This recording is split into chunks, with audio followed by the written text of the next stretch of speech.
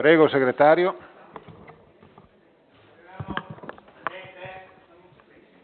Damiano. Bello. Bianchi. Bortoluzzi. Bristot. Cibien. Ciociano. Dalfarra. Dalmas. È giustificata. Sente giustificata. De Col. De Moliner. De Pellegrin. De Toffol. Gamba. Lecis. Assente. Longo. Massaro. Assente. Masut. Melis. Assente. C'è? Allora, per il momento è assente. Allora, Mongillo. Nicolini. Olivotto. Pingitore. Purpura. Assente. Rassera Berna. Reolon. È assente. Roccon. Sala. Sala è assente. Savasta. Serragiotto. Assente. Sovilla. Stella. Talamini. Quindi dovremmo essere in 24.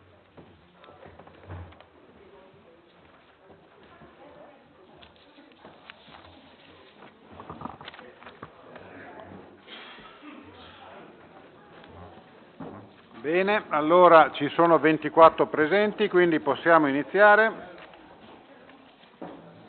Sono state presentate 2 domande di attualità. Per favore, un po' di silenzio.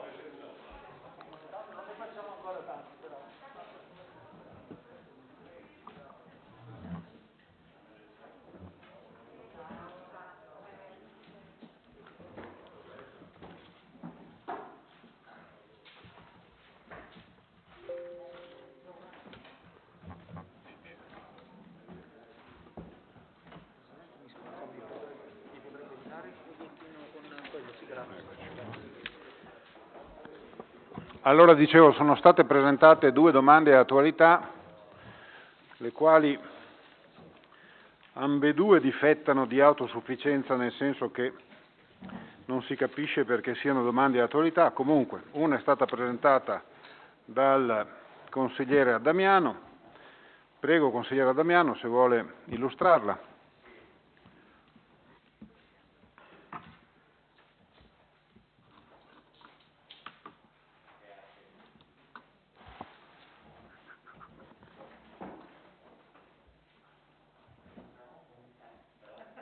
Se viene la luce rossa, te sa che mi... Grazie Presidente e buonasera a tutte e a tutti.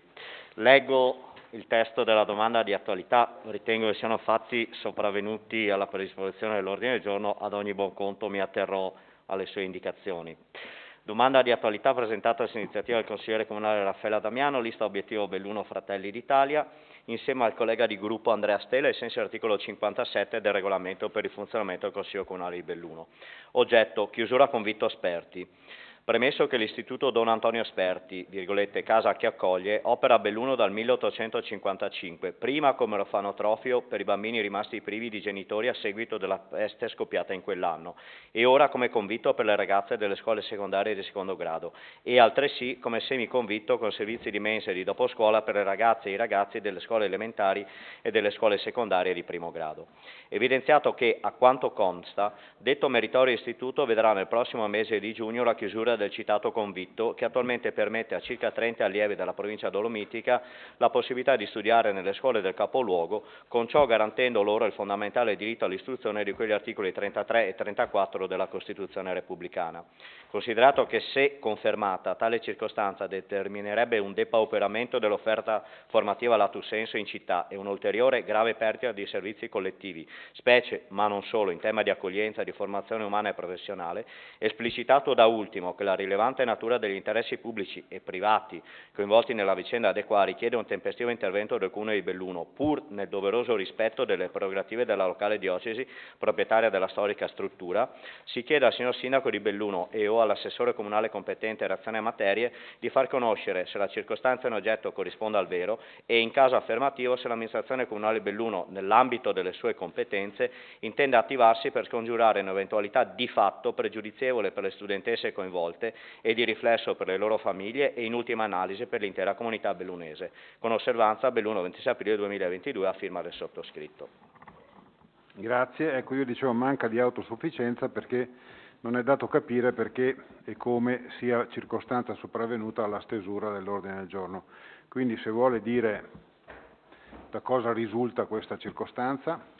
Ma guardi, a livello soggettivo la notizia e la percezione di questa eventualità comunque non buona per la comunità bellunese è stata valutata solo dopo la predisposizione dell'ordine del giorno e comunque post conferenza dei capigruppo. Poi se tale circostanza stessa fosse nelle corde dell'amministrazione in precedenza, questo ovviamente a chi parla non è dato saperlo, quindi quello che io posso dire a riguardo è che è una circostanza di cui abbiamo appreso io e il collega Stella da pochissime ore, direi, e sulla base della quale ci siamo attivati secondo le nostre rispettive attribuzioni e competenze. Dopodiché, visto il tema, adesso chiaramente la formalità è importante, è fondamentale, ma insomma anche la sostanza ha un suo rilievo nel caso di specie almeno. Grazie.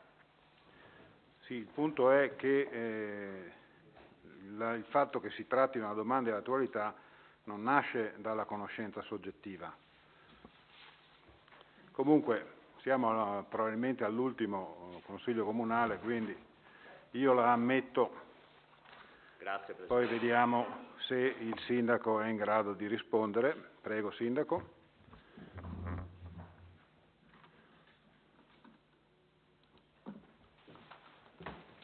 Grazie, buongiorno a tutti. Allora, dunque, di questa situazione avevamo avuto una notizia informale abbastanza vaga.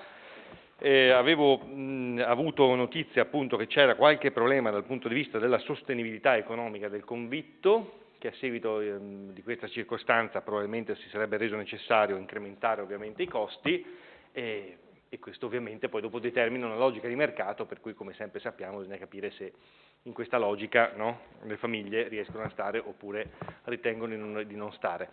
E quindi sapevo che c'era questo problema, anch'io avuto notizia della chiusura solo di recente, la conferma insomma di recente sulla chiusura, e faccio però presente che avevo già interessato un po' il mondo delle varie cooperative che operano in provincia di Belluno e so che si stanno muovendo più di un soggetto per verificare l'eventuale possibilità di rilevare l'attività e di gestirla loro.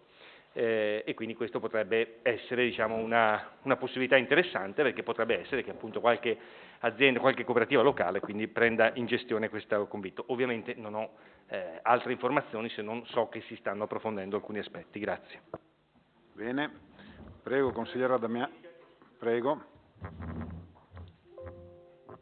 Dimenticavo un aspetto, allora invece per quanto riguarda la questione della sostenibilità delle rette, che appunto andrebbero incrementandosi in modo significativo, ho interessato invece il consorzio BIM, perché a mio modo di vedere, essendo il convitto riservato a studenti di fuori dal comune di Belluno, che hanno bisogno di venire a Belluno per poter studiare, eccetera, eccetera, è evidentemente un ambito di intervento di tipo comunque sociale, mettiamola così, di pertinenza ovviamente non tanto del comune di Belluno quanto dei comuni della nostra provincia, quindi mi sembra quella la sede più idonea. La mia idea è che potrebbe il consorzio BIM, visto che già lo facciamo con altri, diciamo con altri tipi di interventi, sia sugli asili nido, sia interventi economici di altro genere, potrebbe il consorzio BIM magari mettere un contributo, come possiamo dire, progressivo sulla base del reddito ISEE, della famiglia e della persona ospitata, per contribuire all'abbattimento della retta. Questo potrebbe essere una soluzione diciamo, che potrebbe in qualche modo far riassorbire il colpo a quelle famiglie che invece magari sono in difficoltà. Bene, prego consigliere Damiano. Ma sarà che siamo alla fine della consigliatura per una volta su un aspetto lessicale mi trovo d'accordo col signor Sindaco, nel senso che è sicuramente questo un intervento che ha una valenza e una portata sociale. Quindi siamo ben consci che siamo in un regime di libero mercato e che la proprietà è una proprietà terza e distinta rispetto al comune. Ciò nonostante, proprio la socialità del servizio offerto richiede da parte del comune un'attenzione precipua, anche coinvolgendo soggetti diversi per sostenere quello che appunto è un servizio a favore della collettività e, a quanto mi risulta, non solo di studenti e studentesse di fuori comune, ma anche forse nell'ambito del semiconvitto di studenti e studentesse della città. In ogni caso ogni iniziativa è utile, è necessaria per cercare di venire incontro a questa che è un'esigenza avvertita in maniera assolutamente trasversale, ragione per la quale ci siamo attivati tempestivamente. Ho notizia, spero non confermata, e chiudo, che non solo vi è la possibilità di chiudere il convitto, ma anche di chiudere il servizio tout court. Se così fosse sarebbe evidentemente un danno a 360 gradi. Mi auguro che ciò non accada e mi auguro che l'amministrazione, secondo le sue prerogative, possa appunto dare un contributo per la risoluzione di questo problema, sia pure in limine nella zona Cesarini dell'attuale consigliatura. Grazie.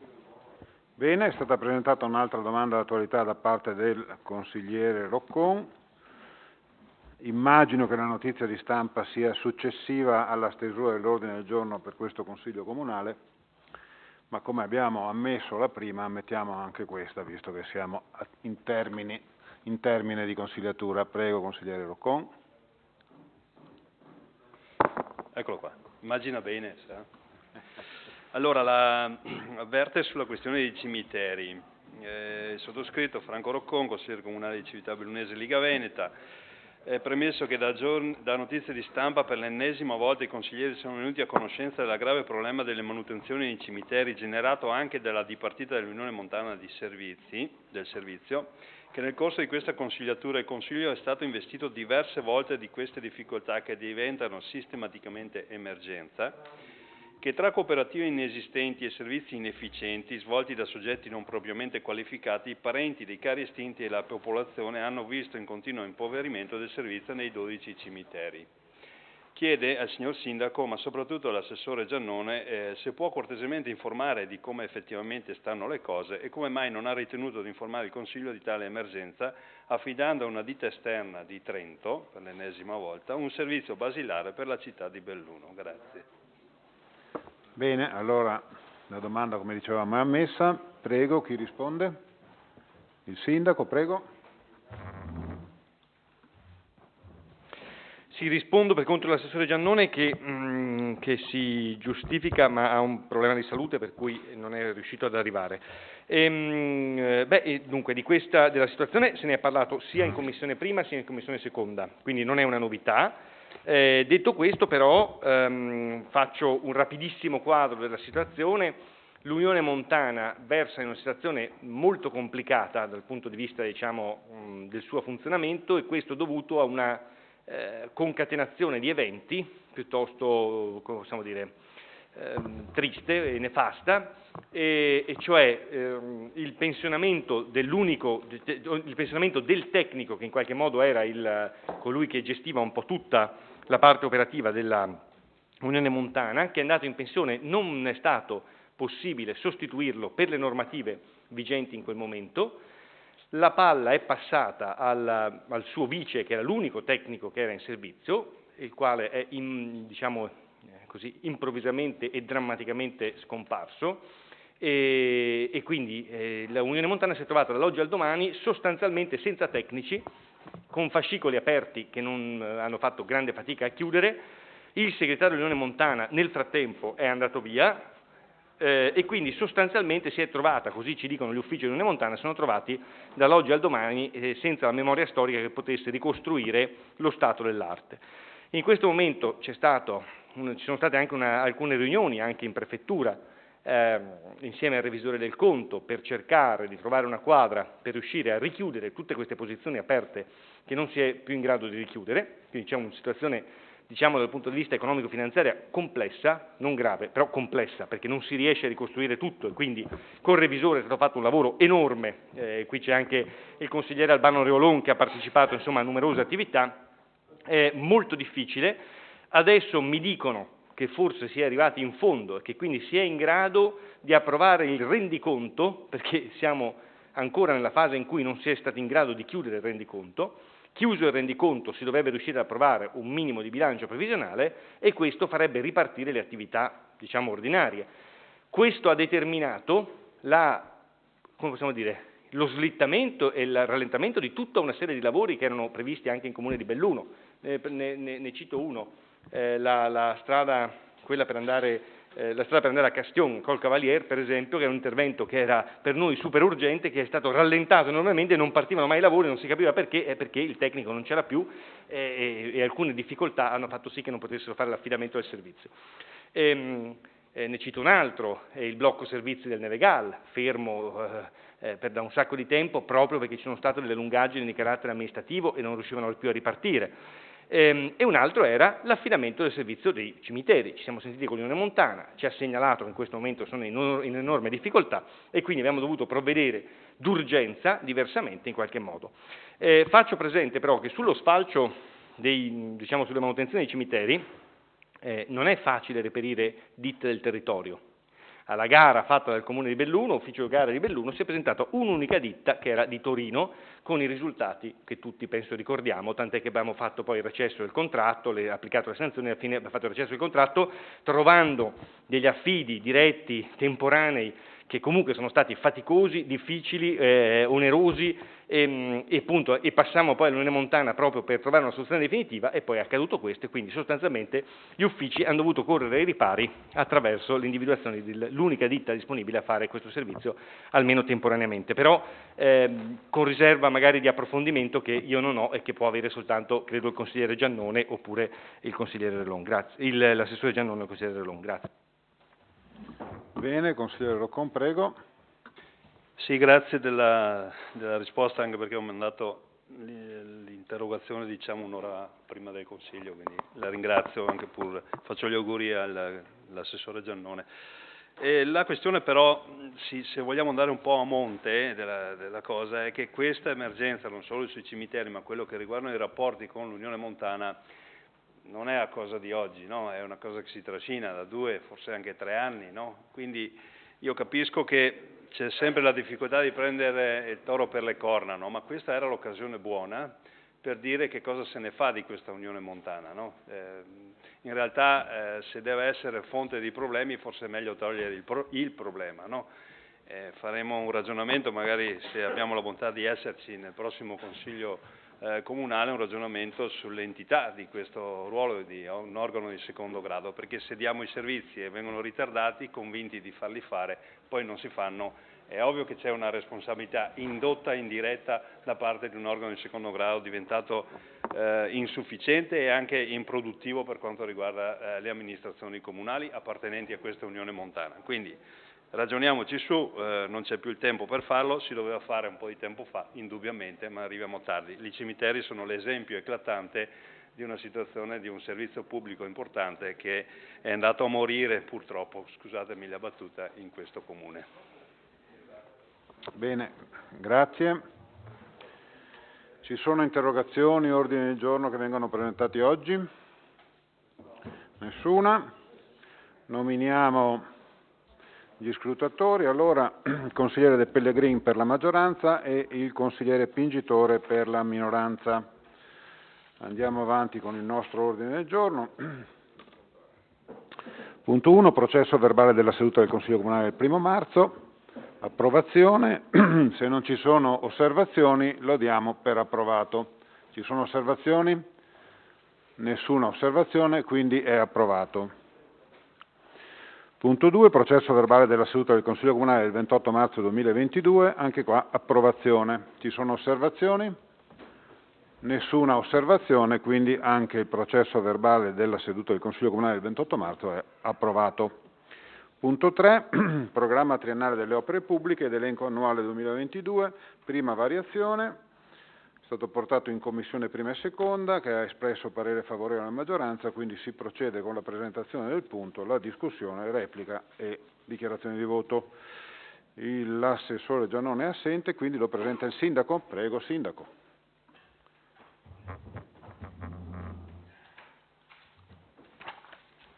Ma lo presento io, ma è già stato ampiamente discusso in Commissione, l'elenco lo conoscete tutti, lo avete discusso nella Commissione. È chiaro che noi dobbiamo procedere con continui aggiornamenti del piano delle opere pubbliche, questo sia per obbligo normativo, diciamo, da un lato, ma dall'altro perché questo ci è necessario per fare in modo che il Comune sia nelle condizioni di poter partecipare al maggior numero di bandi possibili che oggi vengono messi in campo prevalentemente dal Governo, prevalentemente dallo Stato attraverso i fondi PNRR, perché in questo momento gran parte dei bandi prevedono che possano essere assegnatarie delle risorse soltanto quelle opere che risultano già inserite nel piano delle opere pubbliche. Cosa sta determinando questo? Sta determinando un continuo e faticoso, devo dire, anche per gli uffici, come possiamo dire, passaggio, no? Delle opere pubbliche, nel piano opere pubbliche da un'opera all'altra, che alcune volte non è, lo dico francamente, non è esattamente, come possiamo dire, corrispondente poi dopo in modo così preciso alle intenzioni di un'amministrazione, ma viene ovviamente, diciamo, sistemato e aggiornato sulla base di questo. Quello che rileva naturalmente sono le fonti di finanziamento, come sempre, che chiaramente noi utilizziamo per cercare di evidenziare quelle che sono le opere sulle quali vogliamo sicuramente procedere, ma che a inizio dell'anno, voglio sottolineare che non è un artificio contabile, è proprio così che si fa e che ogni amministrazione in Italia fa, a inizio dell'anno, gioco forza, nella maggior parte dei casi, la maggior parte delle opere sono sostenute dalle alienazioni, che sono ovviamente sempre presunte, poi molto spesso non si verificano, ma nel corso degli anni, nel corso dei mesi di un anno, diciamo, finanziario, sapete che poi si verificano altre entrate attraverso cui vengono in verità poi dopo finanziati invece gli interventi che erano sorretti da alienazioni. Penso per esempio agli oneri di urbanizzazione, per fare un esempio, ma anche tante altre fonti, oppure fonti esterne. Molto spesso qua troverete delle opere che noi in verità riteniamo che verranno finanziate attraverso la vittoria di alcuni bandi, ma finché il bando non è stato vinto noi dobbiamo inserirlo ovviamente con le alienazioni e poi dopo verrà sostituita la fonte di finanziamento. Questa è la normalità perché così prevede la norma, non ci dà la possibilità di fare diversamente. Anzi, aggiungo che, come avrete notato, come ricorderà bene per esempio il consigliere Gamba quando faceva l'assessore, abbiamo ridotto fortemente il numero di opere inserite nei piani opere pubbliche perché adesso non si può più ricorrere a un indiscriminato utilizzo, no, anche delle alienazioni. Dobbiamo avere un'attenzione, quindi le alienazioni che noi mettiamo, presunte, devono avere una certa corrispondenza rispetto effettivamente alle operazioni che sono in essere in comune, mentre un tempo si poteva inserire dentro un po' di tutto, perché la normativa è cambiata, è diventata più stringente. Faccio notare che molte amministrazioni, e anche l'ANCI stesso, ha più volte chiesto il superamento dello strumento del piano delle opere pubbliche con la sostituzione di uno strumento più flessibile, ma soprattutto più rispondente alle esigenze comunali, perché in questo momento, lo dico da sindaco, se una persona vuole sapere quali sono gli effettivi programmi di un comune nell'ambito delle opere pubbliche, non è con il piano opere pubbliche che si riesce a capire esattamente, per niente. Si guarda di più la parte narrativa di una delibera, bisogna informarsi meglio con gli assessori competenti di cosa si sta facendo e cosa no, perché la norma su cui è costruito il piano opere pubbliche non tiene in considerazione come si è evoluto di fatto tutto il sistema organizzativo anche interno ai comuni, ma anche le interazioni e le subordinazioni rispetto all'arrivo delle fonti di finanziamento esterne. Scusate, ma penso che sia importante sottolinearlo perché ogni volta se no parliamo sempre delle stesse cose quando in verità i problemi sono questi. Grazie. Bene, aperto il dibattito, prego.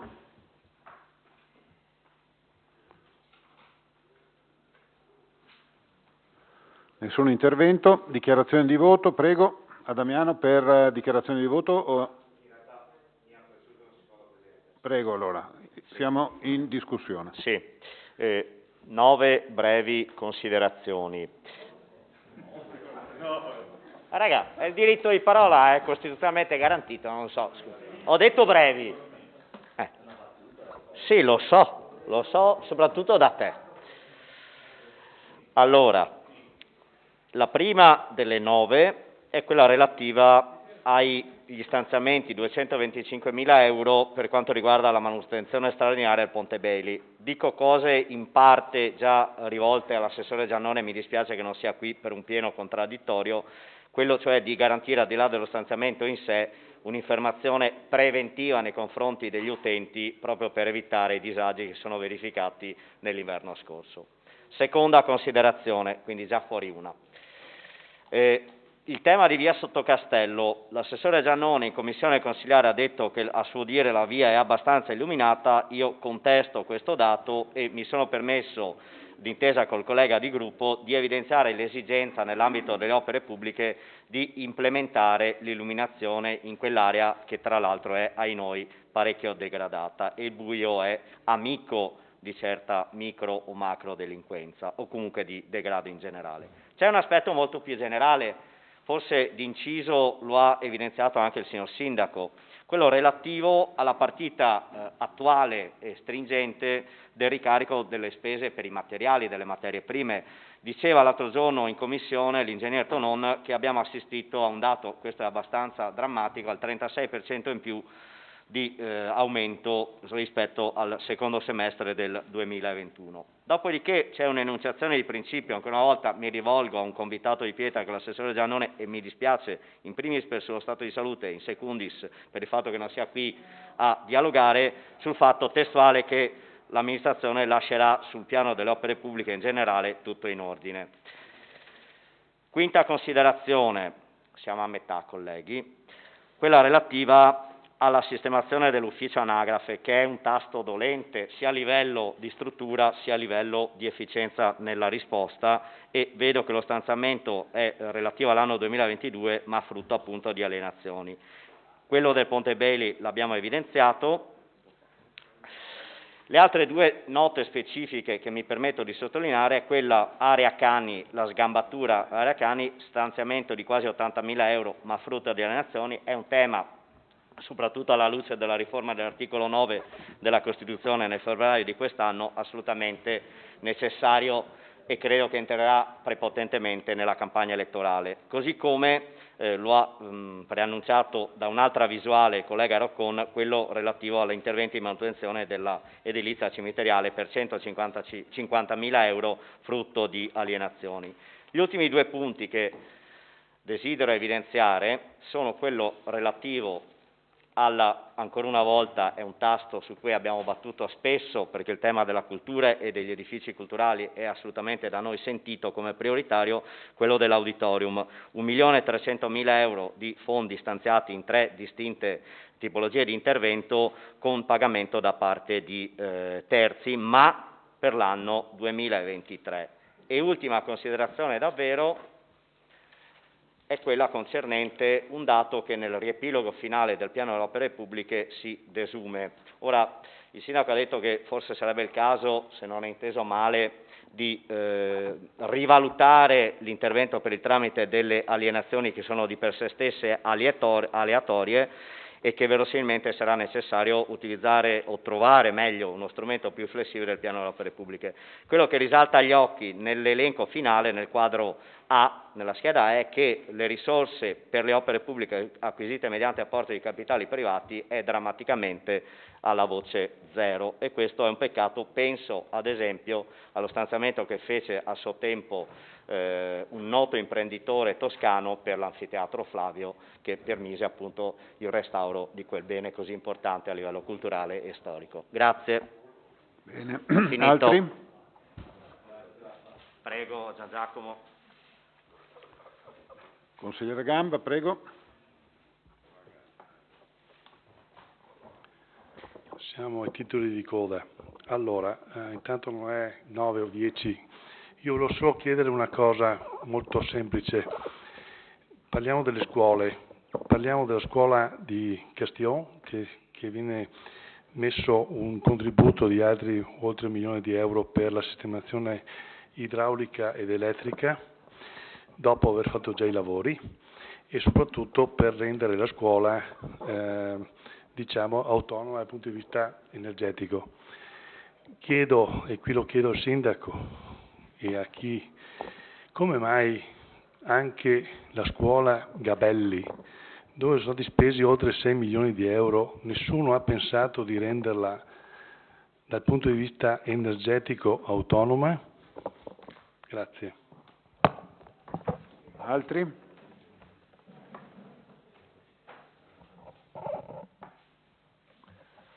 Chiusa la discussione, prego, Sindaco. No, c'è il consigliere Masut, un attimo. Prego, consigliere Masut. No, dico nel senso che vorrei anche sottolineare alcuni aspetti positivi di questi nuovi investimenti, di questi nuovi investimenti. La casa Kraller, per esempio, sarà efficientata da un punto di vista energetico con 1 milione di euro, e quindi anche quella parte quella parte urbanistica, ecco, avrà la possibilità di essere, da un punto di vista sia abitativo sia di risparmio, ecco, più idonea ai tempi e alle esigenze della città.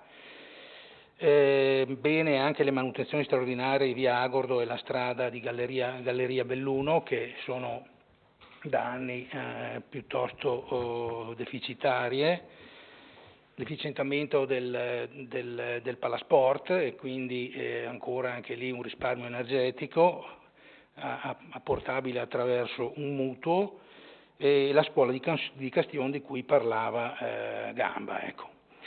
Non mi soffermo risponderà il sindaco a Gamba rispetto alle Gabelli.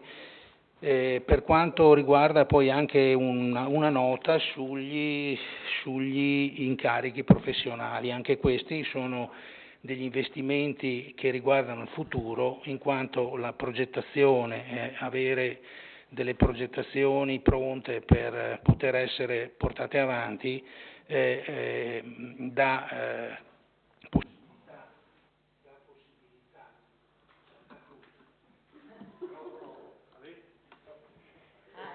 dà possibilità a chi amministra, ecco, a chiunque amministri, di poter valutare, di poter scegliere tra le diverse progettualità in corso e in visione. Ecco. Quindi niente, solo queste osservazioni, ecco, insieme a un discorso che effettivamente nel corso dei tempi e i costi di aumento delle materie prime e sicuramente anche della manodopera che andranno a investire tutte queste opere, porteranno sicuramente a una necessaria rivisitazione di molti aspetti.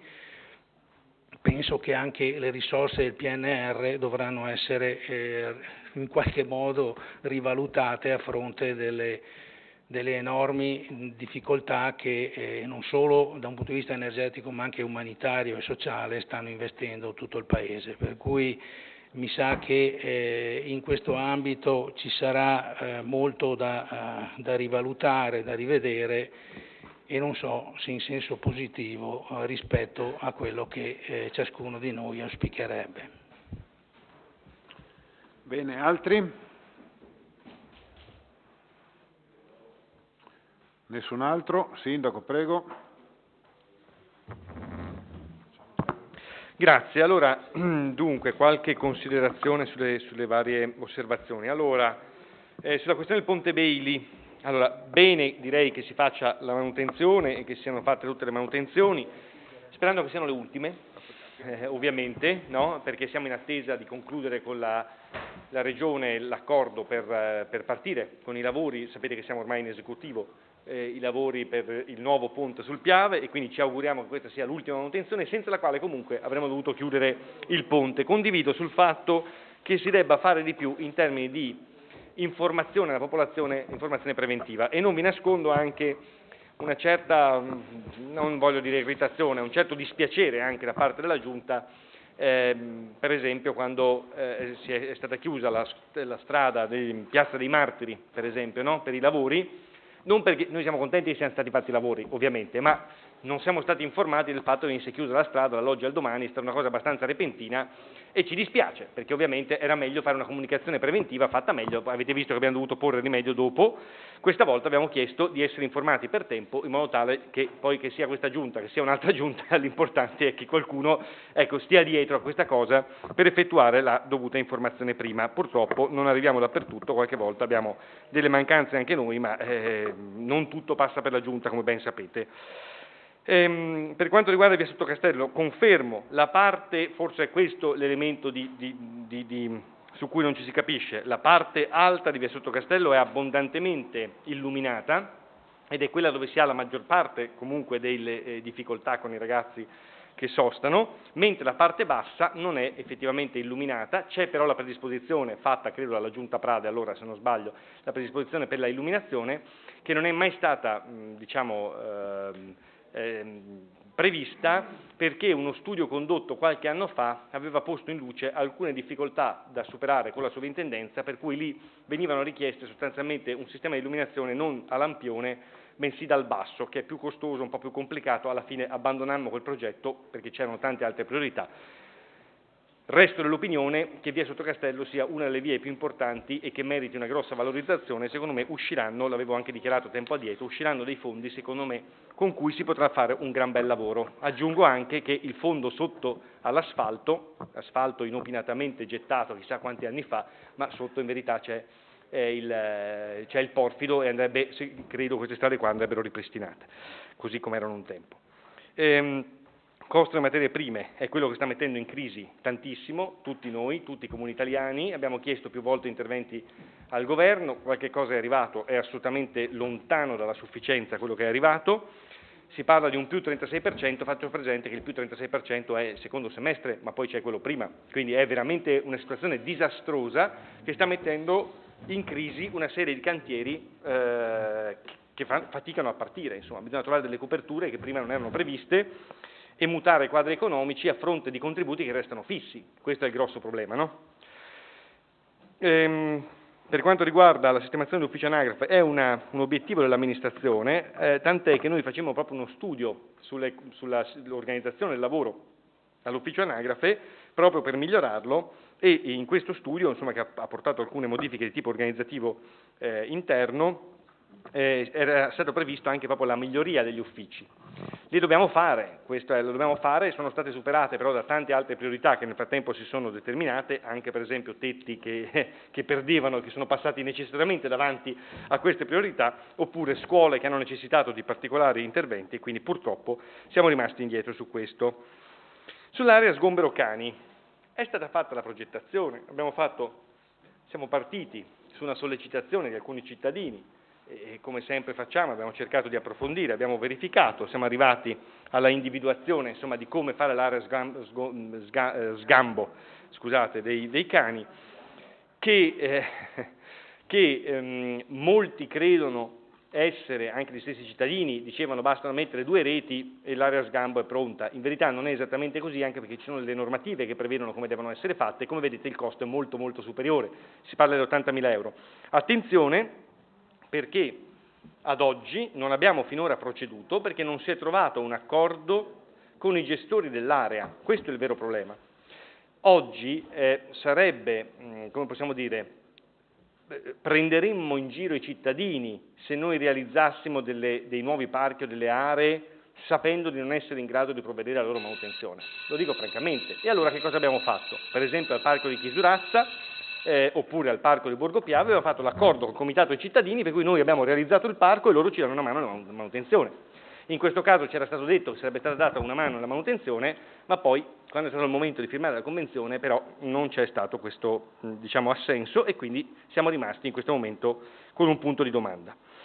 Convengo anch'io sul fatto che è sicuramente necessario avere un'area perché quella di via San Lorenzo non è sicuramente sufficiente. Per quanto riguarda l'edilizia cimiteriale, sicuramente sono stati fatti finalmente degli investimenti in questi anni, sono investimenti che non colmano sicuramente una situazione molto difficile dei nostri cimiteri, ma la coperta è questa e quindi abbiamo dovuto fare delle scelte. Sull'auditorium,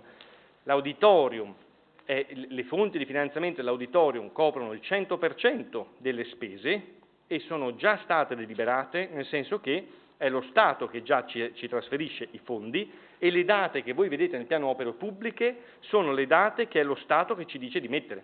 Cioè lo Stato ci dà il cronoprogramma di come verranno erogati i fondi e quindi noi seguiamo semplicemente questo. E cioè quest'anno si parte con le progettazioni perché i lavori saranno nel 2023. Quindi questo è sostanzialmente in questo momento qui il giro. Per quanto riguarda le scuole di Castion, quell'intervento molto importante per una scuola a impatto zero ci consente di accedere a un grosso rimborso, mi pare che siano in certificati bianchi se non sbaglio, quindi ci consentono di prendere parecchi soldi che abbassano notevolmente il costo di questo intervento.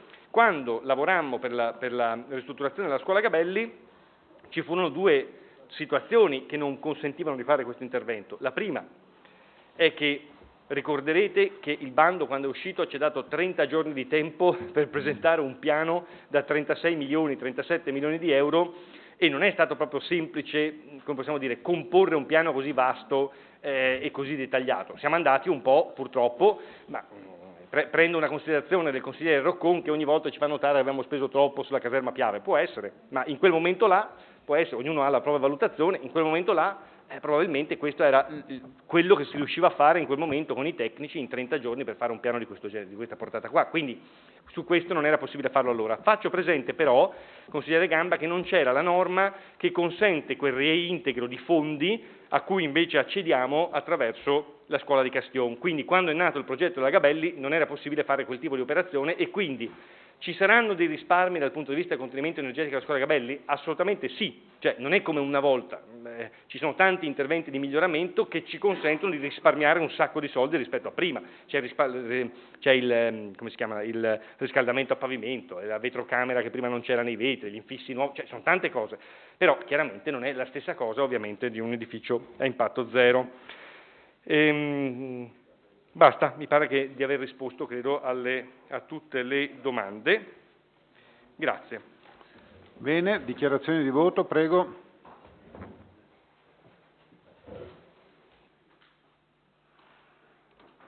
Consigliere Damiano, prego.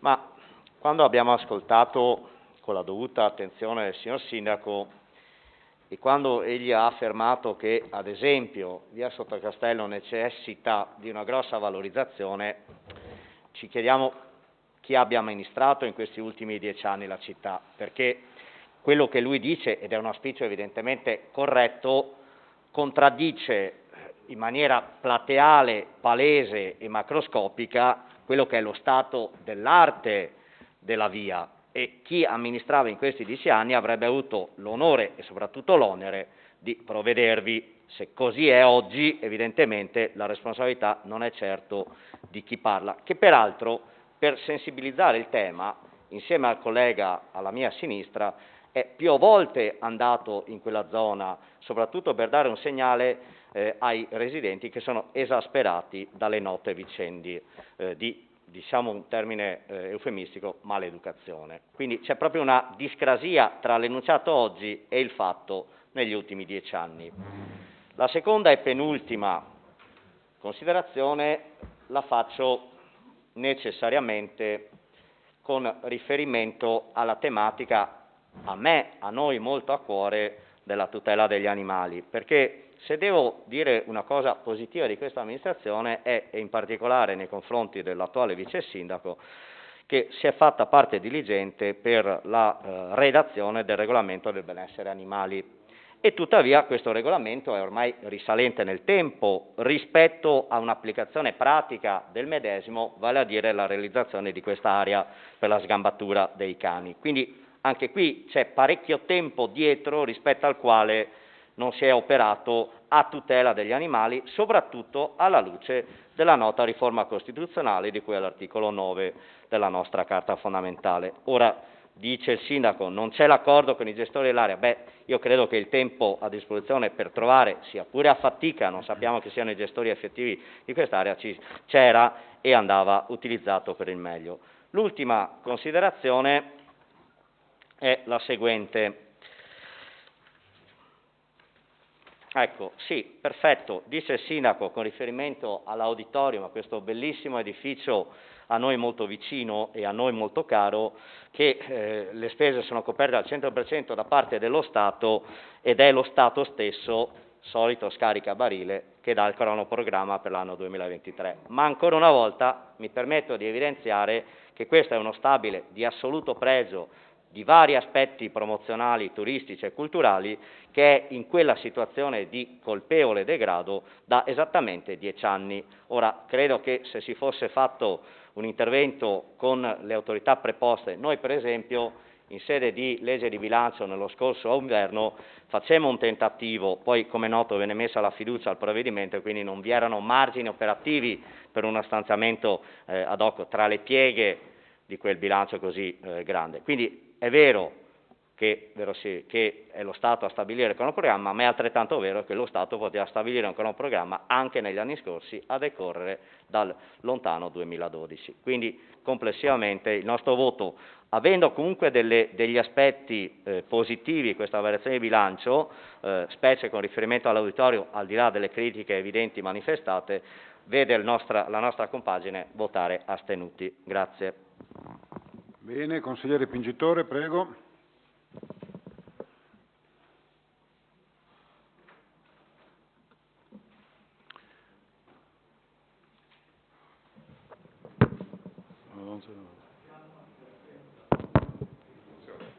È un po' difettato. Buonasera a tutti e a tutti. Doveroso un piccolo intervento, giusto perché come adesso sono 25 anni che sono in Consiglio Comunale, quindi un doveroso saluto a tutti gli amici che sono qua. C'è stata solo condivisione, avversari, ma mai cattiveria e inimicizia. Quindi il mio intervento sarà anche questo per far capire che nessuno vuole fare critiche o pulce a questa amministrazione. Però dopo aver visto l'interrogazione dell'amico capogruppo PD sugli asfalti fatti mare, è un piccolo è doveroso appunto a questo tipo di intervento che farò. Oggi abbiamo fatto una piccola camminata con l'assessore Simiele e gli ho fatto vedere tante cose che basterebbe poco per quanto riguarda il decoro e quant'altro per questa bella città. Francamente io quando mi trovo dei lavori fatti male, tipo le fibre ottiche, hanno fatto dei lavori fatti male. Quindi io tutto quello che dirò adesso, stasera farò un WhatsApp all'assessore Giannone che gli faccio i miei auguri perché non può essere qui. Quindi in onestà intellettuale io quello che sto dicendo adesso farò un WhatsApp all'assessore Giannone. Quando si fanno dei lavori bisogna anche controllarli. Se il collega Bello ha fatto un'interrogazione a riguardo, significa che non c'è polemico o quant'altro, gli asfalti devono essere fatti bene o se no non si fanno. Tante volte i piccoli lavori sono più difficili di dare in appalto una scuola, fare un prospetto tipo le Gabelli che da 10 anni e finalmente la stiamo trovando ultimata. Poi per quanto riguarda i cimiteri sono d'accordo perché l'avrei firmato pure io la domanda d'attualità del collega Roccone, io forse giro più i cimiteri dell'assessore Giannone e so che non sono gestiti bene. Da 10 anni c'è stata la politica sbagliata di non aver messo subito il ghiaino e così non avremmo bisogno di manutenzione di erbe e quant'altro. Avevo suggerito di farla gestire alla Bellunum, anche col collega Roccone, non è stato fatto. Quindi senza nessuna polemica, in zona Cesarini si cerca di arrampicare sugli specchi, a noi non ci sta bene. Se i lavori erano stati fatti bene avrei votato anche a favore, voterò contro, grazie. Consigliere Sovilla, prego. Sì, grazie Presidente, buonasera al Sindaco, agli assessori, consiglieri e funzionari comunali. Brevemente, il voto riguardo questo punto all'ordine del giorno sarà contrario. Ci sono obiettivamente degli aspetti anche positivi, come sono stati evidenziati poco fa, precedentemente dal collega Damiano, però un paio di esempi su tutti, che forse sono, almeno uno, magari non è sostanziale, nel contenuto, però per quanto riguarda la tempistica è emblematico e mi sto riferendo ad esempio alla sistemazione della buca, della pseudoasfaltatura all'inizio di via Gabelli provenendo da piazza Santo Stefano.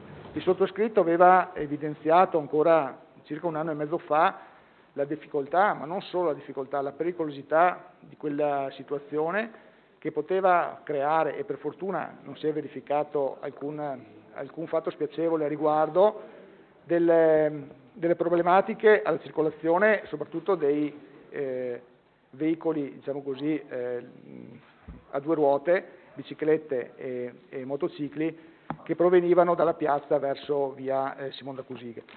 Il lavoro è stato approntato da circa 15 giorni, è stato approntato il lavoro, ovviamente, e questo è inevitabile, grazie anche al fatto che il Giro d'Italia tra circa un mese farà tappa in città.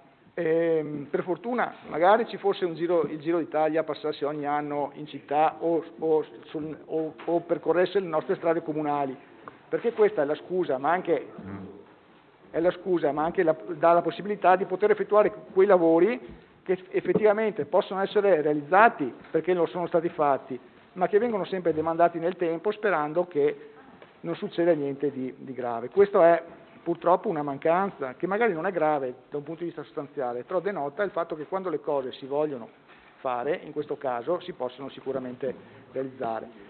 Il secondo aspetto riguarda quello che è stato detto via Sottocastello. È vero che la prima parte è illuminata in maniera abbastanza efficace, ma purtroppo gli assembramenti si verificano anche nella parte terminale, quella diciamo così verso il Ponte della Vittoria, e quella è una zona purtroppo a rischio, soprattutto per gli ultimi residenti che percorrono la via magari verso casa e vogliono anche parcheggiare la macchina negli ultimi garage che ci sono in quella via. Quindi per quanto riguarda il voto, ribadisco il voto è contrario, ma soprattutto per il metodo con cui alcune situazioni sono state affrontate.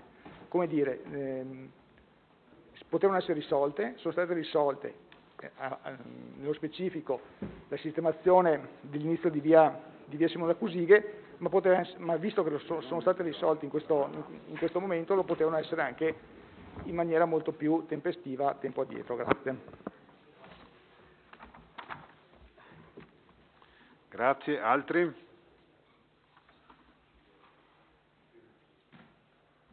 Nessun altro? Possiamo passare al voto, prego.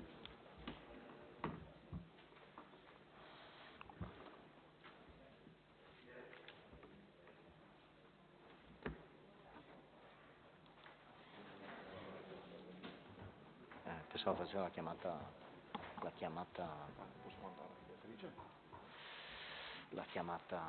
vocale.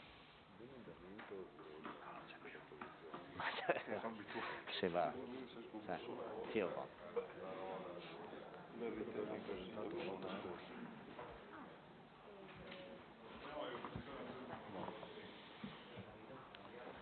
Siamo stati anche più bravi, abbiamo anche votato astenuto. Bene, allora esito della votazione: presenti 28, astenuti 3, votanti 25, contrari 7, favorevoli 18, quindi la delibera è approvata. Qui dobbiamo votare anche l'immediata eseguibilità. Prego. Il terzo non lo so, vediamo qui. Non bello. Bello era contento. Non posso sostenere. Non l'hanno ripresentato.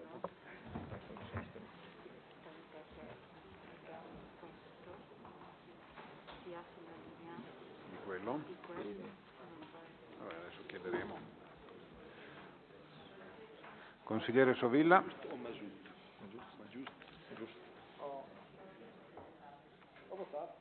l'ha votato, non risulta? No. Non risulta. Allora voto. E non risulta neanche adesso. Non sei presente? Prova. Non risulta il voto, Presidente? No. Riprovo? Sì. Ritenta, Ecco, a posto. Benissimo, esito della votazione sull'immediata eseguibilità, presenti 28, astenuti 3, Votanti 25, contrari 6, favorevoli 19, quindi l'immediata eseguibilità del punto 3 è approvata. Punto 4. Individuazione zone di recupero del patrimonio edilizio esistente e rigenerazione urbana ai sensi dell'articolo 27 della legge 457 del 78 fra via Vittorio Veneto e Piazzale della Resistenza.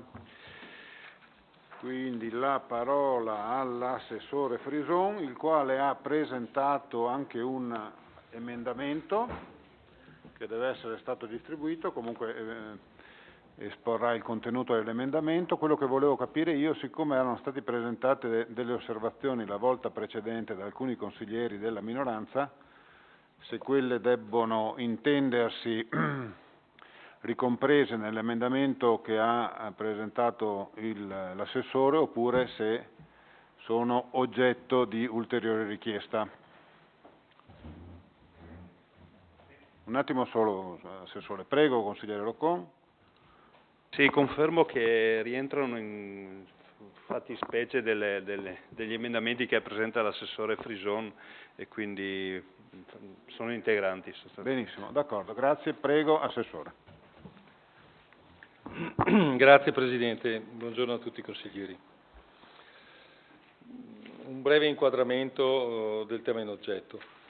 L'area è conosciuta da tutti noi presenti e c'è stato un ulteriore approfondimento a seguito di uno specifico sopralluogo da parte della Commissione urbanistica, a seguito della richiesta del consigliere De Col sul posto per valutare puntualmente gli aspetti operativi degli effetti di questa delimitazione. L'area, ricordo, è compresa tra il Piazzale della Resistenza, tra la rotatoria, tra via del Plebiscito, che sono 3 aree pubbliche, e la strada di uso pubblico che si trova in direzione est verso il cosiddetto Centro Millennio. L'ambito ricade in 2 zone urbanistiche distinte, una quella retrostante, zona B, nella quale è consentita anche l'attività commerciale, e una è la zona fronte rotatoria, che è una zona classificata dal piano regolatore vigente FVP, verde pubblico, zona decaduta perché decorsi dal 95, anzi di più di 25 anni, e all'interno del quale c'è un edificio che ha già una destinazione commerciale. Sull'area retrostante, cioè dove si trova un edificio residenziale, erano presenti già dei precedenti amministrativi, vale a dire delle richieste di ampliamento dell'immobile, che ha determinato il consolidarsi di quella volumetria richiesta in ampliamento. Le norme a cui si fa riferimento sono sostanzialmente, per quanto riguarda la delimitazione dell'area di degrado, la legge 457 del 78 legata proprio agli aspetti del degrado edilizio in ambito urbano e che demanda a seguito proprio della delimitazione la redazione di un piano urbanistico attuativo che nell'attualità è di competenza l'approvazione della Giunta Comunale. La perimetrazione di ambito di degrado consente, ripeto, l'attuazione di un PUA e a questo punto l'attuazione, come richiesto dai richiedenti, di che cosa? L'applicazione della cosiddetta legge regionale Veneto 2050 sugli ambiti di rigenerazione urbana, la numero 14 del 2019, e in particolare degli articoli 7 e 11 che prevedono espressamente la possibilità di intervenire su zone di degrado con anche la completa demolizione e la ricostruzione, e prevede anche la possibilità di deroghe in molte direzioni, vale a dire alle distanze del piano regolatore, alle altezze, alle densità e alle volumetrie. Nel caso di specie la richiesta di deroga non interessa le distanze, non interessa l'altezza, non interessa le destinazioni urbanistiche che sono già compatibili, ma l'entità di ampliamento che la Veneto 2050 consente di attuare. Quindi la richiesta invoca la possibilità di quell'ampliamento, che per dare dei riferimenti quantitativi, nell'attualità, quindi attualmente, come è emerso anche dall'audizione che si è svolta nell'ultima seduta della Commissione urbanistica, la destinazione commerciale attualmente realizzabile senza nessun provvedimento del Consiglio Comunale è pari a 1159 metri quadrati di superficie commerciale. Dopo l'approvazione del PUA e l'applicazione della Veneto 2050, tale superficie passerebbe a 1454 metri quadrati di superficie commerciale. Ecco, sui temi, quindi con una differenza sostanzialmente di 295 metri quadrati. Sui temi specifici, visto che l'applicazione di questa legge fa riferimento esplicito ai temi della rigenerazione urbana, e vado a concludere, voglio dire che semplicemente che i temi della rigenerazione possono essere attuati in primis proprio dall'amministrazione, come questa amministrazione ha voluto fare con l'accesso al DPCM del 2016 e quindi con i 18 milioni che sono tuttora in fase di realizzazione a fondo perduto nell'ambito del Comune di Belluno e con la recente estensione con il decreto del Ministero dell'Interno di ulteriori 20 milioni di euro per la rigenerazione urbana a fondo perduto a valere sul Comune di Belluno. Questo porta orientativamente a circa 1.000 euro pro capite per ciascun cittadino di soldi che lo Stato ha dato a questo Comune e si trova senza ombra di dubbio nell'ambito dei primi 10 comuni a livello nazionale, proprio per entità. Come ripeto, può essere promotore attivo, come lo è stato, anche coinvolgendo soggetti privati, perché ricordo che nella Rigenerazione 1 alcuni soggetti sono di fatto stati coinvolti proprio con delle risorse extra ai 18 milioni. Può limitarsi semplicemente ad applicare il piano regolatore, che come vi ho detto poc'anzi data 25 anni, oppure può utilizzare le legittime aspettative dei promotori, non solo di questo caso, ma di tutti i cittadini, richiamando le leggi che questa Regione ha deciso di emettere. Come? In realtà cercando di governare le trasformazioni. Qui stiamo operando all'interno del tessuto urbano, in un'area di urbanizzazione consolidata, nella quale per 25 anni nessuna amministrazione ha deciso di attuare l'istituto dell'esproprio, non solo in quest'area, ma in molte altre analoghe, l'istituto dell'esproprio per poter attuare una destinazione come quella prevista, vale a dire un verde pubblico, ma hanno deciso diverse amministrazioni di, come posso dire, lasciare che l'area diventasse non pianificata e demandarla, diciamo, a un'altra fase. In questo caso la proposta che viene sottoposta a questo Consiglio è quello di approvare la delimitazione d'ambito. A seguito di un'ampia interlocuzione avuta in sede di commissione urbanistica si è cercato di portare a sintesi diversi contributi in un documento che è stato depositato dopo l'ultima commissione urbanistica da chi vi parla come integrazione alla delibera. Vi è allegato un documento di prescrizioni legate sostanzialmente a che cosa? Al cercare di governare al meglio la trasformazione legittima delle aspettative del privato, ma intervenendo sulla fermata del bus, sull'allargamento della corsia, sull'allargamento dell'innesto da via del plebiscito, richiedendo un disegno sostanziale di riassetto della zona del piazzale della Resistenza, che potrebbe essere oggetto in sede successiva anche di confronto con gli operatori economici proprio di quella zona e anche un intervento puntuale proprio in parte di questo piazzale della Resistenza. Quindi governare le trasformazioni cercando appunto di arrivare ad un punto di equilibrio tra l'interesse privato e l'interesse pubblico. Questo fino a che non subentrerà un nuovo piano degli interventi che supererà totalmente l'attuale piano regolatore e che potrà portare a sintesi le migliori aspettative della nuova amministrazione. Grazie. Aperto il dibattito, prego.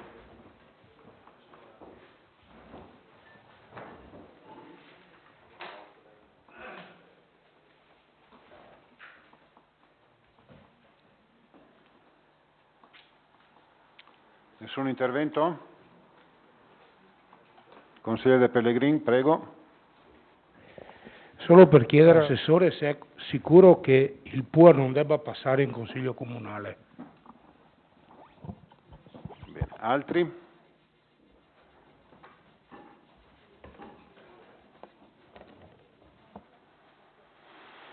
Chiuso il dibattito, prego Assessore.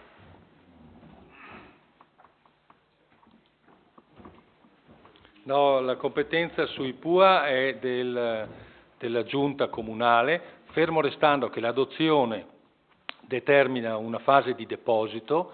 Nella fase di deposito tutti coloro che hanno interesse possono presentare le osservazioni e sulle osservazioni vi sono poi le controdeduzioni, da parte sempre però della Giunta. Come ho ribadito più volte in Commissione Urbanistica, ancorché la competenza sui PUA fosse della Giunta, sono sempre stati portati all'attenzione della Commissione Urbanistica per garantire un'ampia partecipazione. Bene, dichiarazione di voto, prego.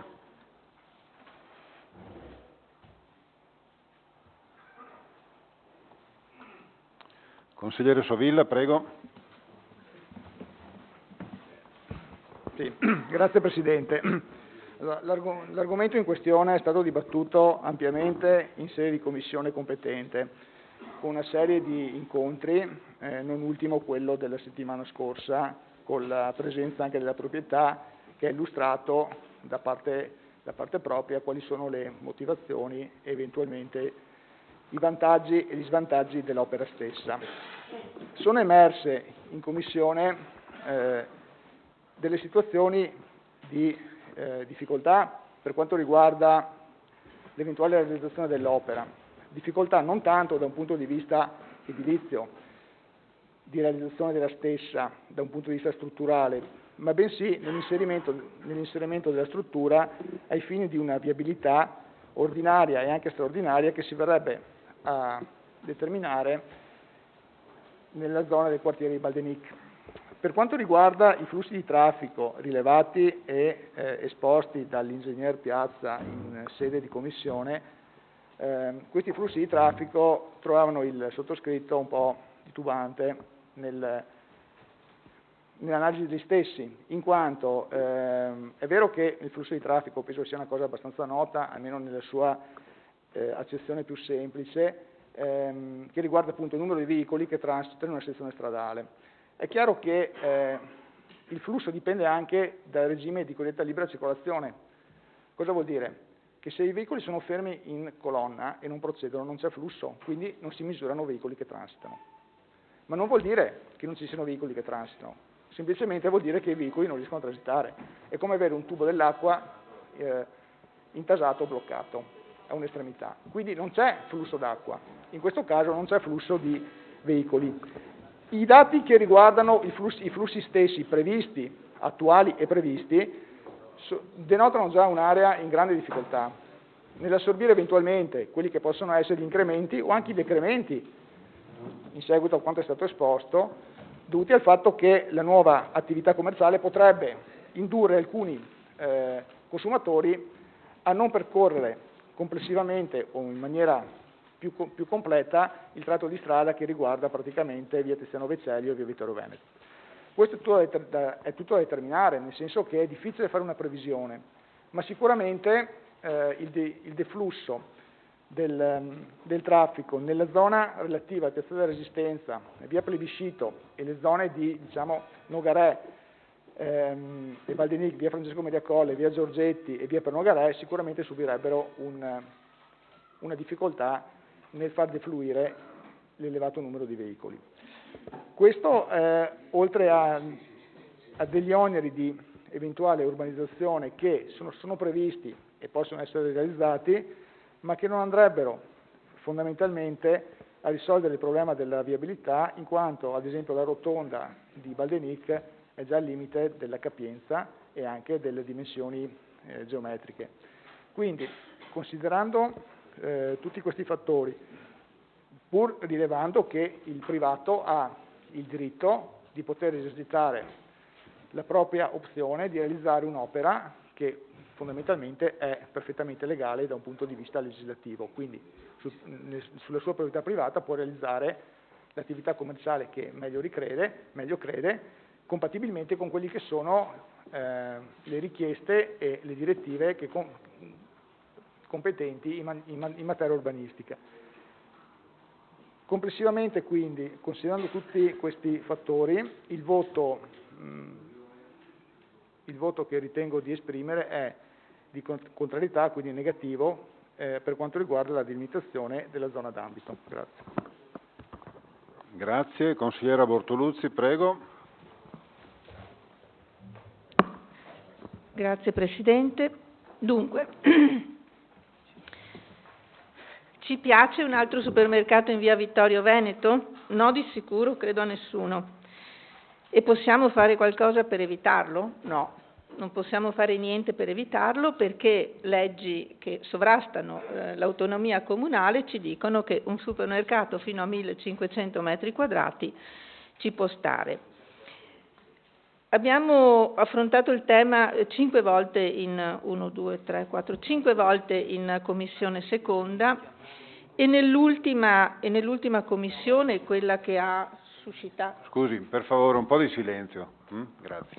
E nell'ultima commissione, quella che ha suscitato un po' di polemiche, che non sono riuscita a capire perché per ammettere in audizione la proprietà avevo chiesto il consenso di tutti dei consiglieri comunali presenti che fanno parte della commissione, poi mi sono ritrovata con dichiarazioni un po' strane. In quella commissione invece, che è stata molto utile quella commissione, perché ci è stato spiegato, ci è stato detto dalla proprietà, noi il supermercato lo facciamo a prescindere dalla delibera che andrà in consiglio comunale e se la delibera verrà bocciata naturalmente. Lo facciamo perché abbiamo la possibilità di distribuire i servizi in maniera diversa. La superficie del supermercato resterà quella classica, 950/1000 metri quadrati, e i servizi, cioè i magazzini eccetera, li risolviamo in un altro modo. Allora, di fronte a questo e di fronte al fatto che non ci piace l'ennesimo supermercato e di fronte al fatto che non possiamo farci niente, la scelta che può competere al Consiglio Comunale, che ripeto è sovrano, la scelta che compete è se governare il territorio o non governare il territorio, come ha detto l'assessore Frison, se lasciare che il privato faccia legittimamente quello che crede o se lavorare con il privato per fare in modo che l'impatto sia meno impattante, scusate il gioco di parole. Ricordo che la delibera di cui stiamo parlando prevede un PUA che avrà anche un compenso, cioè la perequazione. La perequazione è il riconoscimento all'amministrazione comunale di una somma di denaro, di un bene, di un servizio, riconoscimento che sarà il risultato di una delibera che dovrà fissare i criteri oggettivi, valutando il sacrificio fatto dall'amministrazione e il bene e il vantaggio ricevuto dalla proprietà, perequazione che potrà essere utilizzata in maniera efficace in quella zona. Allora, per concludere, le dichiarazioni di voto per il mio gruppo, non ci piace l'ennesimo supermercato, non possiamo evitarlo, ma piuttosto che subire o lasciare la gestione del territorio totalmente in mano all'imprenditore privato, noi preferiamo governarlo il territorio, per cui il voto sarà favorevole. Consigliere Roccon, prego. Sì, grazie Presidente. È stata una questione spinosa, lo è ancora tuttora finché non arriveremo al voto, no? Qui si tratta semplicemente, come ha detto la collega Bortoluzzi, che per una volta ogni tanto, forse addirittura d'arrivo, mi trovo assolutamente d'accordo sulle posizioni. Si tratta di governare un territorio e una zona, tra l'altro, in grosse difficoltà, sia il sistema viario, sia per quanto riguarda gli aspetti anche di parcheggi ed altro. Che cosa può fare il Comune in questo contesto, se non dire di sì a una cosa piuttosto che a un'altra? A una cosa, se arriva un permesso a costruire, arrivi, non puoi neanche dire sì, devi solo squisitamente vedere se la normativa è stata applicata correttamente o meno. Potrai ritardare i lavori, chiedere integrazioni, fare le solite manfrine che arrivano in un ambito di un ufficio per l'edilizia. Ma quello che più interessa è che dopo l'approvazione in questo Consiglio Comunale di un PAT, forse è la prima volta che vediamo una iniziativa di accordo tra pubblico e privato. Un accordo che non arriva certamente con questa delibera, ma arriva con la successiva delibera. E il fatto che la Commissione si sia riunita 3 volte per una questione così importante, perché effettivamente è importante, è proprio dettato squisitamente dalla condizione per cui il PAT ha dato indicazioni e anche la necessità di guardare dall'alto quello che può divenire o quello che può esserci all'interno del territorio comunale. Cosa mettiamo sul tavolo? No? Certamente un'operazione urbanistica, non possiamo fare altro che all'interno di questa perimetrazione ovviamente interessa. C'è qualche consigliere, collega della maggioranza, che diceva in fase di una seconda riunione della Commissione Guardo Masutti in questo contesto, mettiamo dentro anche tutto il marciapiede che va fin via Baldiniche. Sì, estendiamo anche alla questione del polisportivo e quant'altro, ma insomma andremo fuori ambito ovviamente, questa era la questione. Allora, noi abbiamo voluto presentare, io e il collega Gamba e il collega Pingitore, presentare degli emendamenti perché fossero protocollate le nostre necessità. E ho visto con piacere che l'assessore Frison ha fatto proprie, in realtà viaggiavano in parallelo le questioni, queste nostre osservazioni, che erano dettate esclusivamente alla necessità di dare una perimetrazione corretta, un intervento per la viabilità sia nelle 3 vie che lei ha citato prima e sostanzialmente aiutare diciamo, quel lavoro che in Commissione è stato fatto con l'accordo anche di avere un'audizione. Io credo che la Commissione sia comportata anche bene nel valutare tutte le operazioni e tutte le posizioni. Ecco perché il voto del mio gruppo è un voto assolutamente favorevole, perché questo è il primo stadio di un'operazione importante, commercialmente importante. Certo che se potevamo dire di no a un nuovo supermercato dicevamo di no, proprio sottolineandolo, ma la verità è che i 1100 metri quadri di area di vendita ci saranno tutti, sia che si approvi questo piano, sia che non lo si approvi. Altri?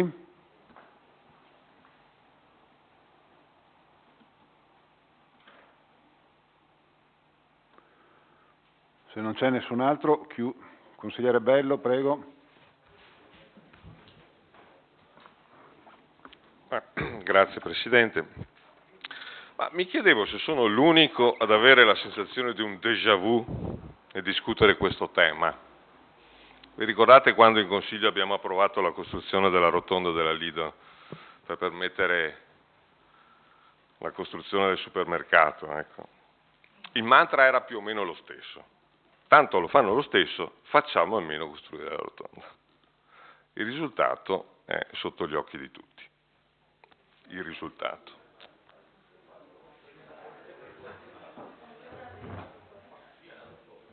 Posso continuare, sì? Cioè l'aggravamento del traffico nell'asse viario a dispetto della narrazione del sindaco, secondo la quale, e cito testualmente, il traffico si sarebbe pure snellito. Oggi, dal nostro punto di vista, siamo in una situazione che è tragicamente simile. La normativa consente la costruzione di un supermercato in un'area congestionata oltre misura, nei pressi di una rotonda che è snodo tra Cadore e Feltrino e un'area altamente urbanizzata, con altri 2 supermercati nel raggio di 500 metri. Allora, dal momento che lo status quo, ci dicono, permetterebbe la costruzione di un supermercato sottodimensionato, mi pare di aver capito 900.000 metri, fino a 1100 qualcosa, no? Rispetto al limite dei 1500 previsto dalla normativa, la ditta chiede di aumentare la metratura utilizzando gli strumenti che ci sono stati raccontati. E in cambio noi dovremmo ottenere alcune migliorie per la viabilità circostante. A sostegno della validità di queste migliorie viene portato addirittura uno studio sul traffico fatto, badate bene, in periodo pandemico e a scuole chiuse. Anche mia figlia di 10 anni vi potrebbe spiegare che è uno studio che sottostima la reale situazione. Infatti la provincia, interpellata appunto per un parere, sottolinea tutta una serie di criticità, se non sbaglio, tra cui quella che vi ho appena spiegato, e chiede una serie di integrazioni prima di esprimere un parere. Si tratta infatti di valutare seriamente, dice la provincia, i carichi del trasporto pubblico e privato dei lavoratori, degli studenti, gli effetti di cumulo di traffico con le altre realtà commerciali esistenti. Mi piacevano le osservazioni che faceva il consigliere Sovilla a questo proposito. Dal nostro punto di vista le prescrizioni che sono state formulate sono come una tachipirina per un malato grave che richiede ben altro trattamento. Alcuni esempi, un paio solo.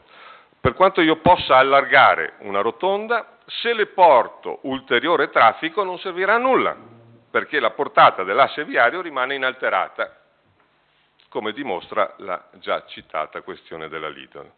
Secondo esempio, per quanto noi possiamo prescrivere di allargare la viabilità di accesso alla rotonda, vedi la storia di via Plebiscito, sarà la capacità di ricevere traffico dell'asse viario principale a determinare o meno l'intasamento. In altre parole, io posso avere un imbuto grandissimo, ma se il foro d'uscita è quello il problema. Mi chiedo come possiamo pensare che questo Consiglio Comunale non cerchi tutte le vie possibili per disincentivare un'opera privata di così grave impatto, non solo per la grande viabilità, e qui cito testualmente il tecnico della provincia, ma anche sul traffico lungo la viabilità secondaria di via Colle e Nogaré, dove sono presenti, lo sappiamo, ne abbiamo discusso anche in questo Consiglio quando parlavamo delle ciclabili, sono presenti sezioni stradali ristrette con riduzione della sicurezza a seguito dell'aumento del traffico. Inoltre io noto anche che i contatti con la ditta sono cominciati molti mesi fa e questo Consiglio si è trovato solo in fretta di fine mandato a discutere di questioni così importanti. Ma allora mi chiedo quali sono le motivazioni che vi portano ad agire in questo modo? Non ditemi che volete fargli fare un supermercato più grande possibile perché così almeno sistemano qualche parcheggio e allargano un po' qualche via di accesso, perché è un discorso che non convince, almeno non convince noi. Dimostra solo una sorta di inconsistenza, guardate, politica e amministrativa e per certi versi anche una certa sudditanza a qualche potere economico locale. Chiudo, Presidente, dando la dichiarazione di voto. Proviamo per una volta a ragionare in termini diversi, in termini di ricerca di un bene migliore per la città che amministriamo. La necessaria riqualificazione, voglio dire, dell'area del Piazzale Resistenza non deve essere condizionata da interessi privati, neanche se questi interessi sono disponibili a fare un marciapiede in più o una ciclabile in più. Deve essere guidata da una visione urbanistica che, mi dispiace, ma voi dimostrate di non avere. Non facciamo pagare il prezzo all'intera città di questa superficialità. Il nostro voto sarà contrario. Grazie. Altri? Consigliere Gamba, prego. Io sarò molto più lapidario.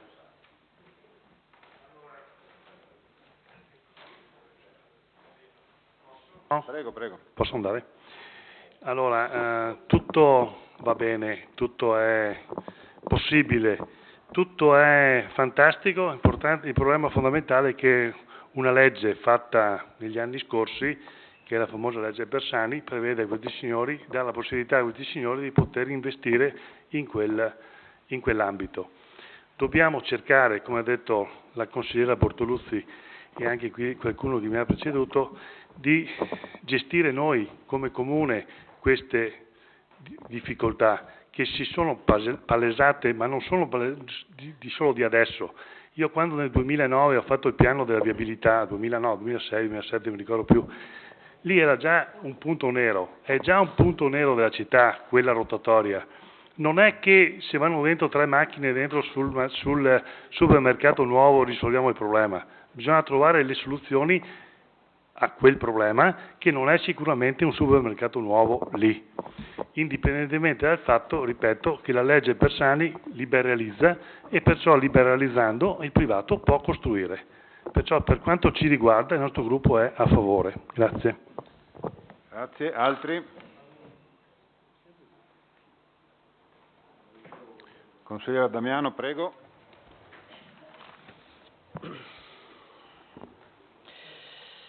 Il tema inutile nasconderselo, e questa discussione lo ha reso plasticamente e assai dibattuto, e come è noto, è financo pleonastico dirlo, investe molteplici aspetti, tanto che poi si vede come le posizioni non hanno una linea di demarcazione netta, è abbastanza frastagliata la posizione dell'uno rispetto all'altro.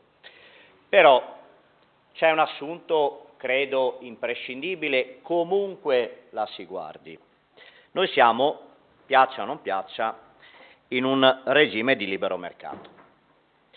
E quello che noi pensiamo, non da oggi o da ieri, è esattamente quello che è stato trasfuso il 14 gennaio di quest'anno nella richiesta di convocazione della Commissione consiliare competente proprio per avere lumi su un tema che era stato poco affrontato, almeno nelle sedi istituzionali competenti, quale appunto quello di cui oggi ci accingiamo a votare il provvedimento finale. E la posizione è messa nero su bianco. Il cittadino consumatore dovrebbe poter contare non solo sulla cosiddetta grande distribuzione, non solo su essa, ma altresì sui piccoli negozi di vicinato, veri baluardi contro lo spopolamento e fondamentali presidi di socializzazione, massimamente in questi difficili tempi di pandemia cinese. Quindi la nostra posizione è chiara: l'una cosa non esclude l'altra e non è dato avere una posizione manichea a favore dell'uno e contro l'altra o viceversa. La riprova concreta? Pensate alla battaglia che abbiamo fatto in tempi recenti per l'apertura dell'AEO in centro storico, in tempi di pandemia, venendo incontro alle esigenze dei cittadini non solo del centro, specie anziani, salvo poi, lo dico per inciso, qualcun altro prendersi il merito di un'operazione su cui noi pervicacemente abbiamo messo la nostra volontà e la nostra capacità politica. Ma torno all'aspetto dell'assenza di una visione necessariamente manichea, perché guardate che è la legge regionale 28 dicembre 2012 numero 50 che stabilisce esattamente questa tipologia di contemperamento di interessi, perché la legge regionale di 10 anni fa promuove lo sviluppo della piccola distribuzione, ma non a scapito della grande distribuzione. Ora, c'è un altro aspetto che ci trova perfettamente coerenti nel voto che mi accingo ad esplicitare. Quell'area, anche qui, piaccia o non piaccia, è un'area di degrado. Lo si vede di fatto perché, a quanto ci è stato riferito, parrebbe non esistere un parametro di legge, in questo specifico caso, che definisce cosa sia degrado e cosa non lo sia. Però è sotto gli occhi di tutto che quella è un'area da anni in posizione certamente non di cura, anzi di incuria. Ora, noi che abbiamo fatto della lotta al degrado a ogni latitudine del comune la nostra filosofia, il nostro mantra, credo che dovremmo agire di conseguenza. Però ci sono altri 2 o 3 aspetti che vanno evidenziati.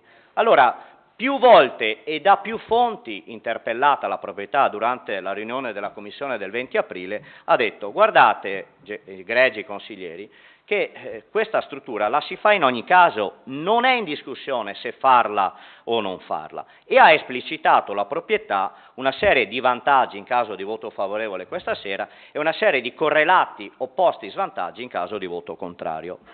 Io guardo intanto a un tema a noi caro, quello comunque della concorrenza, anche se vi dovessero essere 7 supermercati in quella zona, concorrenza che va a vantaggio dell'utente consumatore. Guardo al tema non certo come vantaggio, c'è uno studio fatto da una parte, probabilmente, anzi doverosamente il Comune avrebbe dovuto farlo preventivamente, uno studio sul traffico, però penso anche agli oneri di urbanizzazione e prima noi abbiamo discusso e approvato un provvedimento che vede 506.000 euro di contributo economico frutto di oneri di urbanizzazione per la scuola elementare Valeriano di Castion. Poi c'è il tema relativo al parcheggi, aumentato il numero a uso pubblico. Di sicuro, e questo è al di là del provvedimento specifico odierno, che c'è la necessità di un riordino complessivo dell'area di Piazzale della Resistenza. Ma c'è un ultimo aspetto, chiudo Presidente. L'imprenditore ha dichiarato che se approvato o comunque anche non approvato vi sarebbe un incremento di forza lavoro mai così necessaria come in questo periodo di 30 unità. E ultima considerazione, ha manifestato, sia pure nei limiti delle sue possibilità da imprenditore privato, un'apertura, così come da noi sollecitata, ai negozi di vicinato, con specifico riferimento a quello chiuso di Cavarzano. Ora, è chiaro che questa decisione avrà poi un peso e sarà comunque un'eredità su chi verrà dopo, non è forse la tachipirina, e di sicuro noi voteremo a favore di questo provvedimento senza alcuna sudditanza nei confronti di chi che sia. Grazie. Grazie. Consigliere De Colpo. Prego.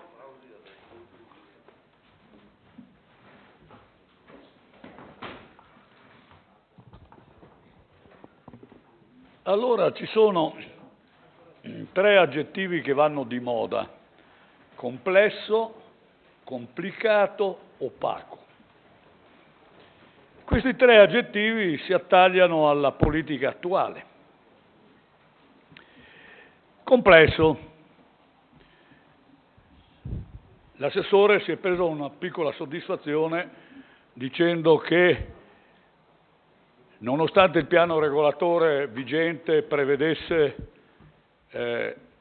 alcuni vincoli di verde magari privato, non ottemperati e quindi decaduti dopo i primi 5 anni, reiterati e decaduti dopo gli 10 anni, diventate quindi zone bianche, ma è complicato andare a vedere chi, e non è che io ho la coda di paglia come ex sindaco per cui non ho fatto questo, ma dovremmo andare a snidare tutte le complessità appunto del problema, e mi ripropongo, anche se finisce questo Consiglio Comunale questa sera, di farlo più avanti, a Dio piacendo, vedendo, perché un provvedimento così importante e anche così divisivo, e non sul piano ideologico, da una parte i liberali a tutti i costi e dall'altra i marxisti mangiabambini, no? Basta questa commedia, la facciamo finita un po'. Ognuno vede da una sua prospettiva, tutto rispettabili, bene il confronto. Sta di fatto che, ad esempio, guardando quell'area, sapendo cosa su quell'area si vuol fare, come mai non il piano degli interventi? Ah, ma è un'altra cosa, il piano degli interventi è un'altra cosa, come il PNR è un'altra cosa ancora, come il PAT è un'altra cosa ancora. Allora bisogna mettere in fila tutte queste cose e definire quelle che viene, le priorità di chi viene prima e di chi viene dopo, di chi non ha diritto e chi ha diritto. Perché vedete, quando c'è stato il riordino, il tentativo del riordino, perché in questa Italia è molto difficile cambiare le regole dei giochi delle corporazioni. Volete che ne facciamo una, quelle dei tassisti? Di chi sono le licenze dei tassi? Le licenze dei tassi sono dei comuni. Come mai i comuni non esercitano loro? Perché è impossibile farlo. Se a Roma i tassisti decidono la sera alla mattina di fare uno sciopero, paralizzano la città, hanno in mano. Ma torniamo a noi. Avere questo strumento che io ho caldeggiato e a cui ho collaborato in poca misura purtroppo della mia presenza, non implica di per sé che chi viene prima e chi viene dopo, perché noi inciamperemo immediatamente nelle date.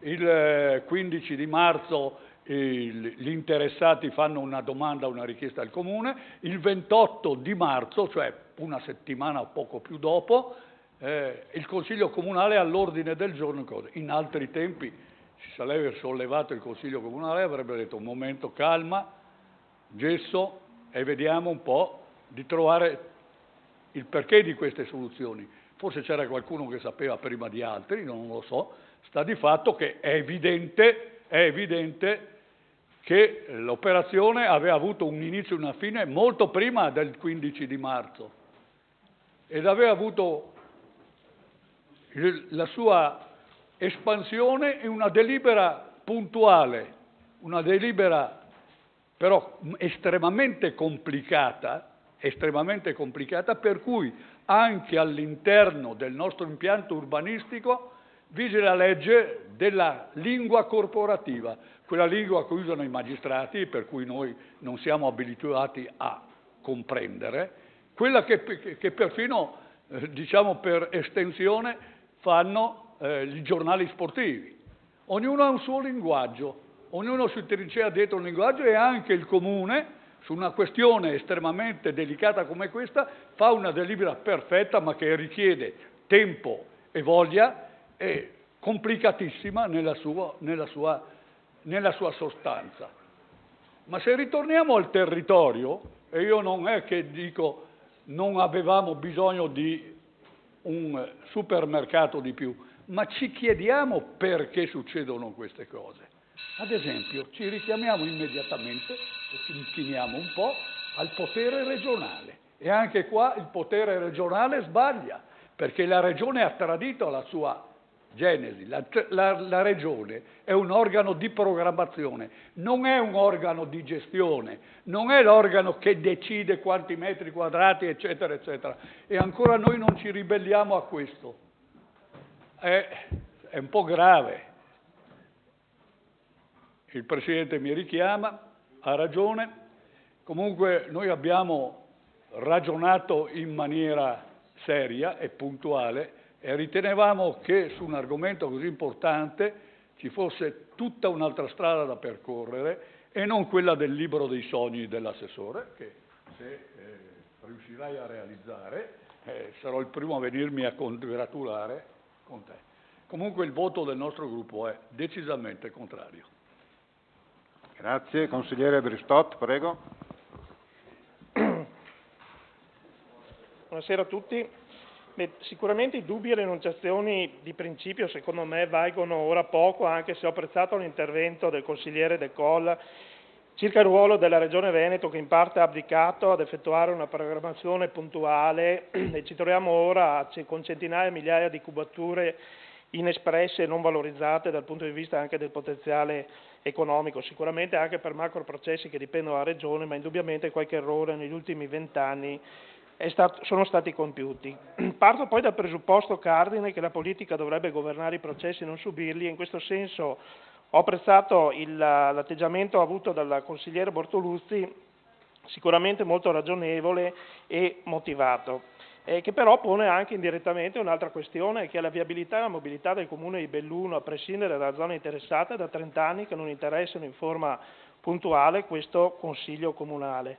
Noi abbiamo una viabilità che in qualche modo corrisponde a quelle che erano le idealità degli anni '80, con i vari progetti FIO 1, FIO 2 e incompiuto FIO 3, e a quelle progettazioni, a quell'idea di viabilità e mobilità siamo restati fermi, per cui io credo che il tema del supermercato sia sì importante, è stato divisivo e forse lo sarà anche con il voto che verrà espresso dai miei colleghi a breve, però credo che la prossima consigliatura debba considerare come strategico e assolutamente preponderante nell'azione dell'amministrazione il vero tema della viabilità e mobilità, che non potrà essere che sovracomunale, in accordo con quanto il PTRC della provincia ha già espresso una decina d'anni fa. Siamo fermi agli anni '80 e io credo questo sia in qualche parte colpevole di un'attività svolta, e quindi metto dentro anch'io per quota parte, per un'attività svolta molto pigramente per aver paura e timore di affrontare temi così importanti e così rilevanti, posto che la città capoluogo ha intersezioni di asse viari che riguardano non solo il Feltrino e non solo il Cadore, come riportava prima il collega Bello, ma anche la Guardino e l'intera provincia di Belluno. Per cui io credo che nella prossima consigliatura questo sia uno dei temi fondanti, la nostra, anzi quella che sarà la vostra azione politica. Grazie. Il voto? Sì, il voto sarà favorevole. Grazie. Altri? Consigliere Masut, prego. Sì, anch'io a nome del mio gruppo volevo esprimere il nostro voto. Ma diciamo che da un punto di vista, io credo che sia comprensibile un voto contrario sull'aver supermercati ancora in quella zona, perché è comprensibilissimo, perché ci sono 4-5 supermercati nei 1300 metri. Ma purtroppo questo non dipende da noi, cioè non dipende da noi nel fatto che se o noi riusciamo a intervenire a livelli più alti, a livello regionale, per cui dobbiamo individuare delle situazioni sbagliate e riuscire a correggerle, o sul discorso realistico degli indicatori che indicano che nella nostra città ci sono dei metri quadri per supermercato, il supermercato per abitante inferiore a un certo target, e questo va bene, quando però su una superficie di 30.000 abitanti poi se li concentri in una zona non riesci, non puoi allo stesso valore che se tu le spalmi all'interno dello stesso territorio perché l'indicatore è costruito male. Ecco, fatte queste considerazioni e dunque che non sono nell'ambito e nei poteri del Consiglio Comunale, il fatto è che questo supermercato verrà realizzato comunque.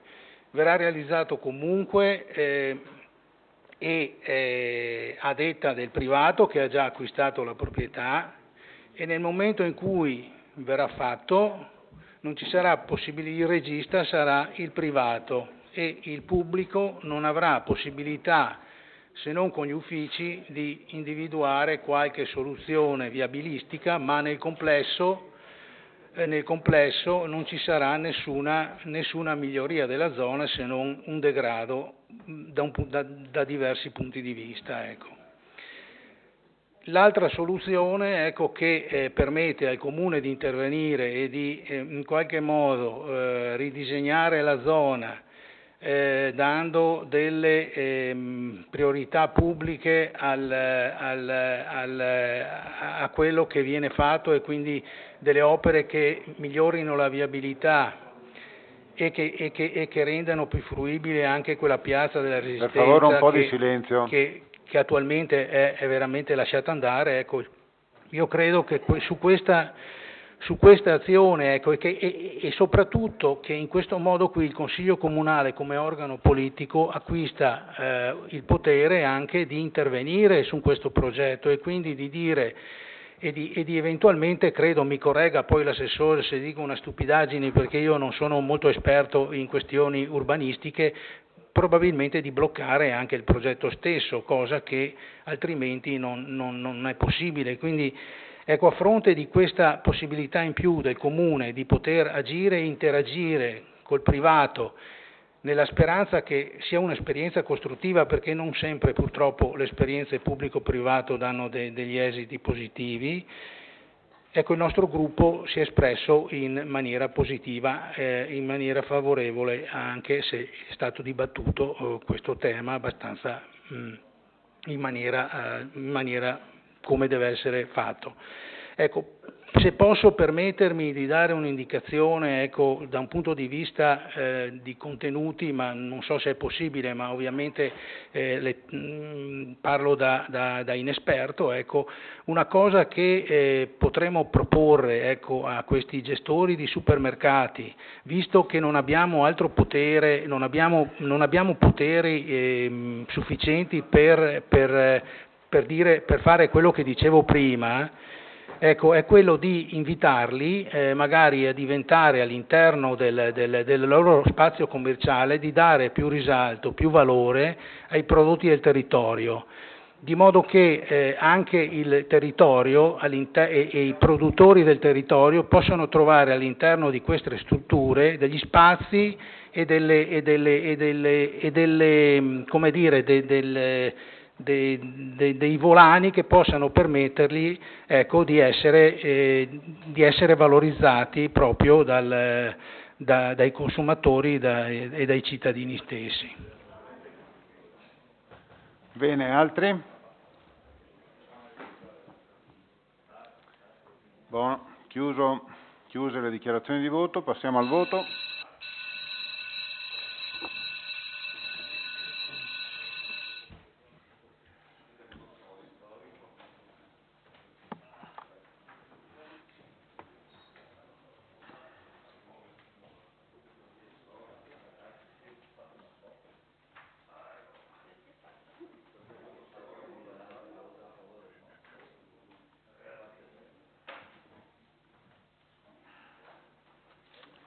Bene, esito della votazione, presenti 29, astenuti 1, votanti 28, contrari 7, favorevoli 21. Quindi la delibera è approvata con gli auspici del consigliere Masutti. Bene, non lo vedo perché non ho tutto il... Chi era l'astenuto? Vincitore?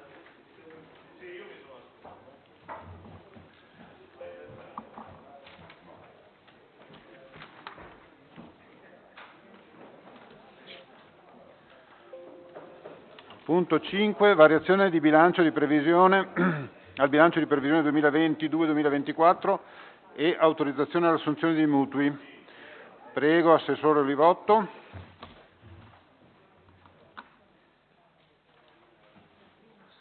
Grazie Presidente, buonasera a tutti. Essendo l'ultima volta che parlo di bilancio previsionale, vorrei dire due cose. Sì, mi corre l'obbligo, insomma, di dire un po' la situazione nella quale ci si trova in questo momento, perché notizie di questa mattina si parla di un comune su 20 in gravi situazioni, definiamole di predissesto. E la situazione è senza dubbio preoccupante per quello che è stato detto prima riguardo le opere pubbliche, quindi l'incremento della media, diciamo, tra il 35 e il 40% dell'incremento delle spese per opere pubbliche, quindi dei lavori e così delle materie prime, e naturalmente il gravissimo incremento delle bollette, insomma, riscaldamento, energia elettrica e quant'altro. Sempre nelle notizie di stampa appunto di questa mattina, parlando di questa questione, l'estensore dell'articolo diceva ma i comuni dovranno pensare di aumentare le entrate. Esatto.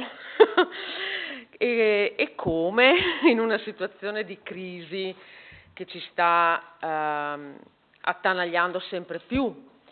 Abbiamo appena finito di discutere del supermercato, ma qui anche col collega Simiele dicevo sì, e come la mettiamo con le spese online, per esempio, che oggi sta colpendo in maniera davvero importante tutto il comparto commerciale dei negozi che chiudono, no? In centro. Questa è una situazione, un aspetto importantissimo dell'evoluzione delle abitudini dei consumatori, che sta toccando anche la questione proprio della spesa. Apro una parentesi, la trovo un'abitudine, sì, sarà anche comoda, però ecco, la trovo abbastanza distruttiva dal punto di vista sociale, poiché rimanere chiusi in casa davanti a un computer per comprare questo e comprare quello non mi sembra, ecco, che faccia molto bene alla società, ma questo è un mio pensiero. E comunque, dicevo, la crisi che stiamo vivendo, la pandemia, già prima della pandemia le difficoltà, la pandemia, ora la situazione della guerra e tutto quello che comporta, sicuramente è facile dire sì, bisognerà mettere mano alle tariffe, sì, forse bisognerà mettere mano, fare delle manovre fiscali. Apro un'altra parentesi, lo Stato anche qui non ci aiuta, perché ne parlavamo anche prima con i colleghi di Giunta, pensiamo ai canoni della telefonia mobile, dove in teoria da tariffazione il Comune di Belluno doveva incassare 13.000 euro all'anno per stallo e per norma statale va a 800 euro l'anno, con una perdita di 100.000 euro sulla parte corrente del nostro Comune. Il decreto energia non ci aiuta nella maniera sufficiente e quindi la situazione, ecco, non è facile. Oggi come oggi il Comune di Belluno non rientra in queste situazioni così di estrema gravità, come appunto è stato evidenziato oggi sulla stampa. Tuttavia, guardando avanti gli anni 2023, 2024 e quant'altro, insomma, qualche pensiero e qualche preoccupazione mi viene, e lo dico oggi a beneficio di chi ci sarà domani, perché delle riserve ci sono, ma non sono infinite. Tanto premesso, variazione al bilancio di previsione 2022-2024 che oggi viene sottoposta all'esame del Consiglio Comunale ha comunque in sé tutta una serie di scelte che vanno peraltro ad intersecarsi anche con il piano opere pubbliche che è stato esposto precedentemente. Ma partendo, diciamo così, dalla parte corrente, ecco, per quanto riguarda la parte corrente, entrate nuove e fresche sono soltanto in sostanza 65.000 euro di maggiore gettito di addizionale comunale rispetto a quanto previsto in sede appunto di stesura di bilancio previsionale. E nel mentre sono previste invece vengono iscritte delle entrate in parte corrente che sono a destinazione già fissata, come per esempio il contributo della provincia di Belluno per il Giro d'Italia per 200.000 euro, così sempre per il Giro d'Italia 8.500 euro contributo dall'ANCI, un contributo ministeriale di 7.000 euro per le biblioteche, un contributo da parte del BIM per il lavoro 10.500 euro, un contributo di Cari Verona 45.000 euro per un progetto sociale e 45.000 euro di ristoro da parte della Regione Veneto per l'emergenza profughi dall'Ucraina. Vi sono poi alcune minori entrate, diciamo, ma di piccola entità. Le maggiori spese di parte corrente, quelle diciamo principali e che hanno maggiore valenza dal punto di vista politico, riguardano, per quanto riguarda questa variazione, soprattutto aspetti culturali e sportivi. 10.000 euro per le celebrazioni buzzattiane, oltre ad altri 10.000 euro per le manifestazioni culturali, 15.000 euro sullo sport, Giro d'Italia e altre manifestazioni sportive, 10.000 euro in cofinanziamento per i lavori da realizzare per una ferrata sulla parte dello Schiara, 20.000 euro per la gestione delle piste bike del Nevegal, così come è stato fatto anche nel 2021. Per quanto 20.000? Cos'è? Ho detto 20 euro? Spending review. 20.000 euro. 20.000 euro. Per quanto riguarda invece la parte capitale, le opere che vengono individuate e che sono diciamo, elencate in maniera anche visivamente visiva nel piano degli investimenti che è allegato alla variazione di bilancio, piano degli investimenti, quindi documento che si interseca con il piano opere pubbliche, sono finanziati soprattutto con oneri di urbanizzazione. Una parte di questi sono oneri che derivano dall'avanzo vincolato, per cui in Giunta abbiamo approvato un preconsuntivo proprio per poi poter applicare l'avanzo vincolato da oneri con le varie diciamo, appunto, opere che sono state individuate, di cui si è parlato anche prima, in particolar modo il secondo stralcio di opere sul Ponte Bailey, che è stato diciamo, trovato in maniera decisamente peggiore rispetto a quanto previsto, manutenzione straordinaria sulle scuole, il parcheggio di San Biagio, 30.000 euro, 50.000 euro per l'allargamento della strada di via Col de Gou, 32.000 euro in cofinanziamento per la realizzazione del campo da paddle presso il circolo tennis di Fisterre. Finanziato invece con alienazioni già comunque incassate, ci sono 15.000 euro per il ripristino, per la messa diciamo, in sicurezza del sentiero del Settimo Alpini, che sappiamo essere sempre ecco, un po' delicato poiché ha alcune parti appunto franose. Infine ci sono alcune sostituzioni di fonti di finanziamento, sempre che vengono evidenziate nel piano degli investimenti, in particolar modo 500.000 euro da proventi di oneri di urbanizzazione sulla scuola elementare di Castion, l'edificio di Piazza Castello di 200.000 euro l'intervento, di cui 70.000 da avanzo di amministrazione vincolato, appunto sempre proventi da oneri, e 130.000 da contributo ministeriale per efficientamento energetico. Interventi per l'allargamento della strada del cimitero di Antole, 110.000, E poi le ultime due voci che riguardano appunto l'assunzione dei mutui, e cioè il cofinanziamento sulla Palaspes, dove abbiamo poco meno di 700.000 euro del contributo sport e periferie, con un cofinanziamento di 300.000, e nonché 565.000 euro di incarichi professionali per la redazione dei progetti definitivi del piano di rigenerazione urbana 2, che include, come è stato detto anche prima, il palazzo dell'auditorium. Queste due voci, cioè sia i 300.000 euro di cofinanziamento sul Palaspes, sia i 565.000 euro di incarichi professionali per appunto la redazione dei progetti definitivi del piano di rigenerazione urbana 2, vengono coperti con due mutui ventennali a tasso, uno a tasso zero, che è quello che deriva dal credito sportivo, ed uno a tasso calmierato molto basso, adesso non chiedetemi il tasso, ma è assolutamente contenuto, di Cassa Depositi e Prestiti per quanto riguarda gli incarichi professionali. Ecco, questo è il tutto. Naturalmente proponiamo l'accensione di altri due mutui dopo quelli che abbiamo visto per l'acquisto degli arredi delle scuole Gabelli e della Mediateca.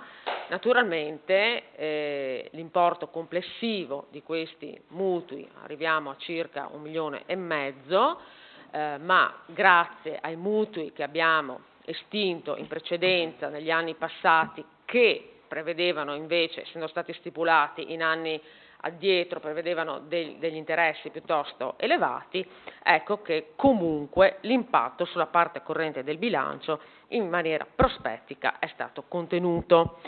Ed è stato contenuto, e questa operazione, e qui lo voglio dire, si è resa possibile poiché l'investimento, in particolar modo l'investimento che abbiamo fatto sul depuratore della discarica, ha fatto sì che in maniera prospettica l'impatto in parte corrente delle spese relative al famoso percolato sia sensibilmente diminuito. Questo ci permette anche appunto di fare operazioni di questo tipo, fermo restando però la preoccupazione che dicevo in apertura, e cioè in maniera prospettica la tenuta naturalmente di equilibri di bilancio, problema che non riguarda solo il Comune di Belluno, che oggi non riguarda in maniera grave il Comune di Belluno, ma è un aspetto sul quale la prossima amministrazione dovrà lavorare in maniera assolutamente molto attenta. Grazie. Prego, consigliere Cibien, per la presentazione di alcuni emendamenti, vero? Prego.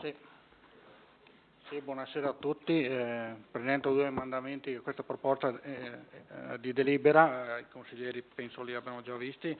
Uno è una sopravvenuta urgenza che riguarda la restituzione di canoni di affitto versati in via anticipata all'attuale locatario del fabbricato sito presso la ex caserma Piave in via Tiziano Vecellio, in quanto tale immobile è in corso di alienazione. E quindi i fondi sono stati messi sull'apposito capitolo, 10.500 euro appunto, che devono essere restituiti all'attuale locatario. La seconda è un emendamento puramente tecnico, perché sul piano dei conti è stata duplicata una voce, la manutenzione e allargamento strada via Col de Go, che viene tolta una indicazione appunto da questo capitolo e messa nel capitolo giusto campo di padel presso il circolo tennis di Fisterra di 32.000 euro. Questi sono i due emendamenti. Grazie. Bene. L'assessore cosa dice degli emendamenti?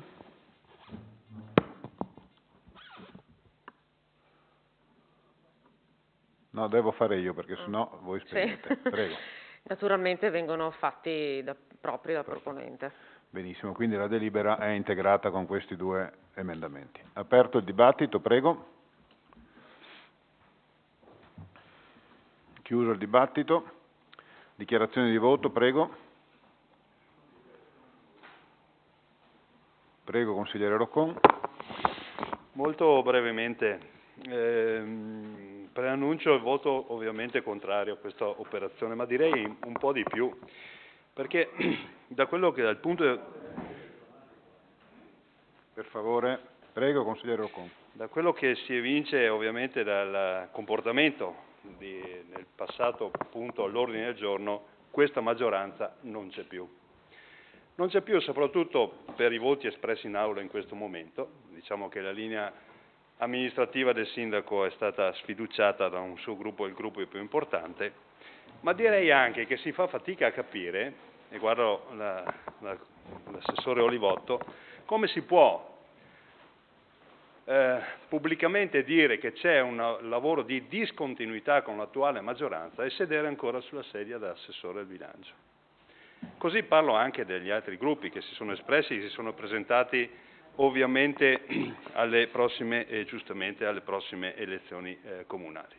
Come si fa a dire ai cittadini noi siamo contrari alla linea politica tenuta dal sindaco? Vede consigliere, io dovrei invitarla a stare a quello che è all'ordine del giorno. Non lo sta facendo, abbia pazienza, sta facendo campagna elettorale, non è questa la sede. Quindi per favore parli dell'oggetto della il mio voto contrario a questa variazione di bilancio è dettato e determinato proprio esclusivamente dal comportamento della maggioranza, che chiedo quindi di andare a casa, dare le dimissioni e andare a casa, perché è l'unico atto coerente che potrebbero fare.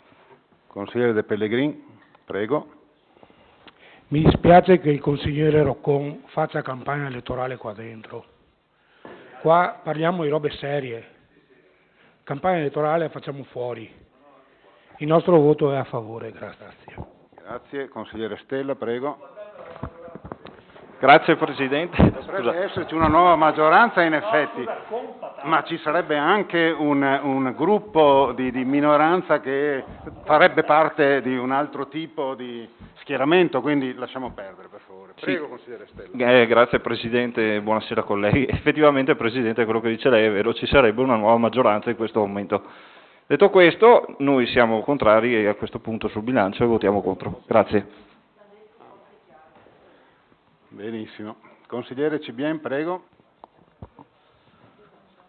Sì, ovviamente io ringrazio l'assessore al bilancio per la variazione che approviamo compattamente come gruppo. Approfitto di questa occasione in quanto penso sia l'ultimo consiglio comunale, quindi a nome del gruppo in movimento io volevo ringraziare tutto il consiglio comunale, opposizione e maggioranza, volevo ringraziare la giunta, il Presidente del Consiglio, tutti gli uffici, il Sindaco, per questa esperienza di questi 5 anni, e per chi ci sarà per la prossima, tanti auguri e grazie a tutti e buona serata. Allora, io ho iscritti a parlare 2 assessori, ma siamo in dichiarazione di voto. Fatto personale, prego, assessore Olivotto. Sì, al consigliere Roccon. Allora, io rappresento i cittadini che mi hanno votata e li ringrazio, erano quasi 250 che mi hanno votato nel 2017. Credo di essere seria nel svolgere correttamente il mio lavoro, puntualizzando le cose che non mi vanno bene, ma seriamente portare avanti il mio lavoro comunque, visto che il 12 giugno si vota, non è che mancano 4 anni. Ecco. E la pregherei appunto di evitare. Grazie. Bene, assessore De Biasi. Io ho sentito un commento che ha fatto ridere per lo più molti uomini, ma sinceramente come donna non mi piace che in questa sede vengano fatte battute di questo tipo. L'affermazione con patata, scusatemi, non è una cosa che io accetto in questi banchi da nessuna parte. Quindi, ok, so che fa sorridere i più, però in questo contesto non mi sembra corretto poter dire una cosa di questo tipo. Quindi anche per motivo personale. Non era rivolto a me, era rivolto al vice sindaco, però non credo sia opportuno in questa sede, in nessuna sede, fare commenti di questo tipo. Ne prendiamo atto. E non c'è da ridere. Ne prendiamo atto. Io non ho sentito, se no avrei redarguito io chi ha usato questa espressione. Allora, facciamo così, il sindaco vorrebbe rivolgere un saluto al Consiglio, facciamo così, facciamo la votazione, poi diamo la parola al sindaco, un attimo solo, quindi se non ci sono altre dichiarazioni di voto, non ce ne sono, no? Allora possiamo votare, prego.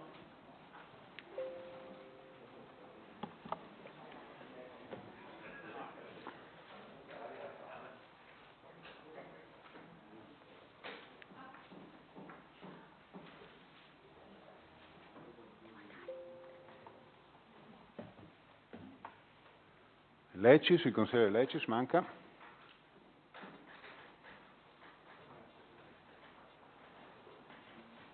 Bene, allora presenti 27, astenuti 3, votanti 24, contrari 5, favorevoli 19, quindi la delibera al punto 5 è approvata. Adesso dobbiamo votare l'immediata eseguibilità. Prego.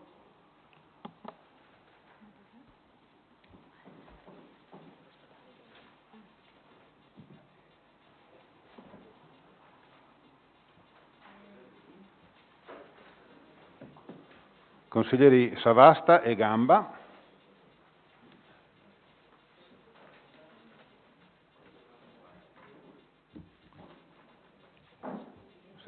Sempre Paolo Gamba manca. Ecco, a posto. Esito della votazione: presenti 27, astenuti 5, votanti 22, contrari 2, favorevoli 20, quindi l'immediata eseguibilità è approvata. Allora adesso diamo la parola al Sindaco e poi passiamo alle interrogazioni. Grazie Presidente. Mi sembrava doveroso, intervengo appunto per fatto personale, ma in questo caso per un fatto personale diverso, che è questo, insomma, volge oggi al termine un'esperienza per me molto importante, devo dire i 10 anni più intensi della mia vita, e quindi mi sembrava giusto anche rivolgere un saluto a tutti voi.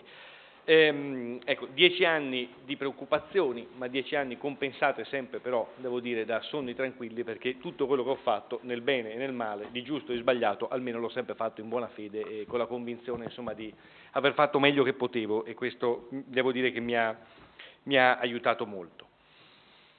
Abbiamo cambiato la città? Sì, abbiamo cambiato la città, per qualcuno l'abbiamo fatto bene, per l'oste facilmente il vino è buono, è chiaro che bisogna chiedere agli altri, per altri non lo avremo fatto bene. Penso comunque, ecco, che ci sia sempre stato da parte di tutti un impegno enorme per cercare di fare meglio che possiamo, questo lo dico rivolgendomi a tutti, e per questo credo che sia assolutamente fondamentale per me dire innanzitutto un grazie a tutti i consiglieri di maggioranza che nel corso di questi 10 anni hanno consentito a questa amministrazione di operare, nel senso che hanno alla fine dato sempre fiducia, e la fiducia espressa in aula, come si sa, non sempre poi corrisponde perfettamente a una identità di vedute, perché c'è un grande dibattito dietro e tante differenze e tante visioni diverse, e poi alla fine bisogna trovare una sintesi e riuscire in qualche modo ad andare avanti lo stesso. Io li ringrazio perché so che tante volte hanno dovuto fare degli sforzi e sicuramente hanno ingoiato rospi, come qualunque consigliere sa, no? che capita di dover ingoiare durante una legislatura. E quindi insomma a loro va sicuramente il mio ringraziamento.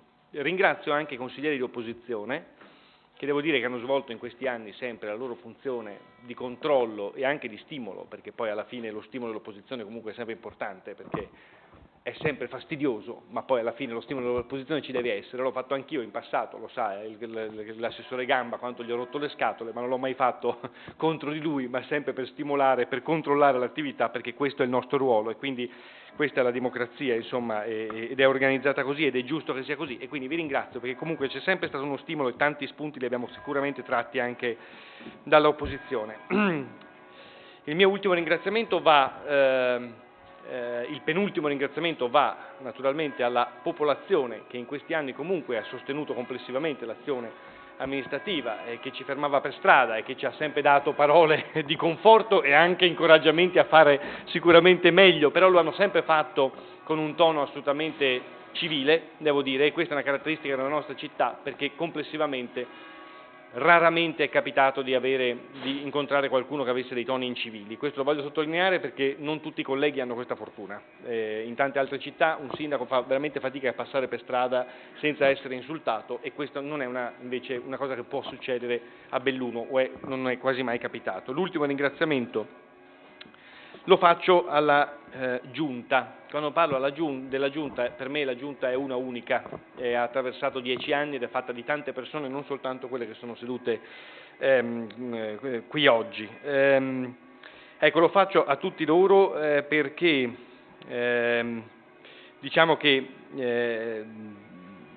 nel corso di questi anni io ho potuto vedere ciò che da fuori non si può vedere, forse neanche dal Consiglio si può vedere, e cioè la quantità di passione, la quantità di fatica e di sacrifici che una persona nella Giunta deve fare, deve avere per poter svolgere il suo mandato. Io l'ho vista in prima persona e mi sento veramente di ringraziare tutti, uno ad uno, non faccio l'elenco e spero di avere modo poi di poterlo fare ovviamente individualmente o comunque con tutti loro, ed è il motivo per cui ho sempre difeso ogni assessore di questa Giunta, non per dovere, ho sempre difeso ogni assessore di questa Giunta perché se l'ha sempre meritato, perché qualunque tipo di lavoro abbia svolto, anche in qualunque errore possa essere incappato, come incappo io, come incappiamo tutti noi, so quanto sacrificio, quanto spirito e servizio e quanta buona fede sia stata messa.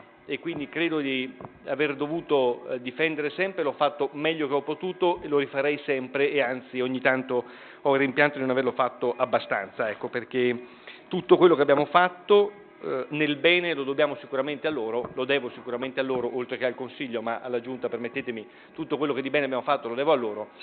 Quello che di male possiamo aver fatto, e sicuramente ci sarà qualcosa di male che abbiamo fatto, penso che sia più ascrivibile a me che non alla Giunta, dove insomma l'impegno di tutti io lo conosco molto bene. Quindi credo che sia doveroso per me, che non sia un dovere ma sia doveroso ringraziare tutti loro, ringraziare tutti voi.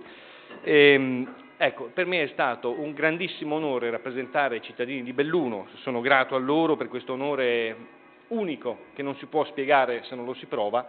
Il consigliere De Col sa di quale onore parlo quando si è in qualche modo rappresentanti di tutti i nostri concittadini, ed è stato anche un onore lavorare con voi e quindi vi ringrazio davvero tanto di tutto quello che avete fatto.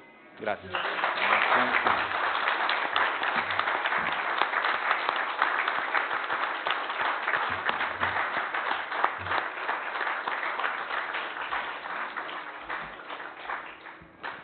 Se poi dovessimo fare un ulteriore consiglio, i ringraziamenti li abbiamo già fatti. Io non li ho ancora fatti però, quindi li farò io. Va bene, passiamo al punto 6, interrogazione popolare ad oggetto Nevegal, schianti post vaia, sentieri, paesaggio bostrico. Questa è un'interrogazione popolare, quindi abbiamo invitato il primo firmatario che ha 3 minuti di tempo per esporre la richiesta di cui si è fatto portatore insieme ad una serie di cittadini. Quindi il signor Giampaolo Garaboni, prego, adesso le do la parola, ospite, ecco qua. Signore e signori, prego. Intanto buongiorno, è sempre emozionante prendere il microfono dopo il saluto di un sindaco, quindi spero di essere molto breve. Sono qui in rappresentanza di alcuni cittadini che hanno appunto proposto a questo Consiglio un'istanza, un'interrogazione riguardante la gestione dei danni post vaia, quindi stiamo parlando del vaia, l'evento catastrofico del 2018, e quindi siamo interessati, curiosi, speriamo di avere alcune delucidazioni da parte di chi poi risponderà, su quelli che sono intanto quello che è lo stato attuale delle sistemazioni. Noi siamo dei cittadini che frequentiamo molto spesso il Nevegal e ci rendiamo conto che si sapeva essere un'opera molto complicata e problematica. In questo momento però notiamo che la situazione, quindi su oltre 100 ettari del territorio del Colle, sia ancora pessima, ovvero anche i lavori di recupero appunto delle piante che erano schiantate hanno previsto sì il taglio del tronco, ma non hanno poi previsto quello che poteva essere la sistemazione anche del terreno, che probabilmente risultava appunto la cosa forse più onerosa e difficoltosa. Notiamo inoltre, passeggiando nei normali sentieri, notiamo anche il fatto che le tracce dei mezzi utilizzati, mezzi magnifici ma però che hanno creato dei problemi dal punto di vista dell'assetto idrogeologico del terreno, siano rimasti lì tali, e basta salire al colle per notare proprio le tracce che questi mezzi hanno lasciato, credo con delle problematiche che si incontreranno più avanti di vero e proprio dissesto idrogeologico, ruscellamento e quant'altro. Chiediamo anche come sta avvenendo la gestione degli introiti da parte del Comune su questa azienda che sta portando una quantità incredibile di legname e ancora le attività sono in corso. Credo che sia degli introiti per il Comune molto importanti, che sicuramente il Comune saprà gestire al meglio, che speriamo possano ritornare sul nostro colle per quello che in ogni caso il Comune sta già facendo. E la situazione quindi, ripeto, è molto impattante. Ci troviamo adesso a vedere dei sentieri che con il recupero delle piante sono completamente distrutti. Mi auguro che sia con l'aiuto dei cittadini, ma soprattutto con quelli che sono anche i punti sul capitolato sottoscritto da questa impresa, riportino il colle sicuramente a uno stato, non dico migliore di quello che poteva essere prima di Vaia, ma che porti a un ripristino dei pendii, dei sentieri e soprattutto si possa di nuovo avere poter rivivere il colle, che adesso ancora prevede diversi blocchi di sentieri per il montaggio di teleferiche, come sappiamo le possibilità del colle, di come può ritornare alle sue massime potenzialità. Quindi, conclusione, a che punto e in quanto tempo l'impresa riporterà il colle al suo vecchio splendore o ripristinerà quello che è previsto nel capitolato regionale o quelli che sono i punti della lettera d'ordine firmata da questa impresa, e quello che può essere un po' lo stato appunto degli introiti che questa azienda sta portando al Comune. Ecco, più o meno questi sono i punti che chiediamo a questo Consiglio. Grazie per l'attenzione. Grazie a lei. Grazie. Risponde l'assessore Olivotto, prego. Buonasera.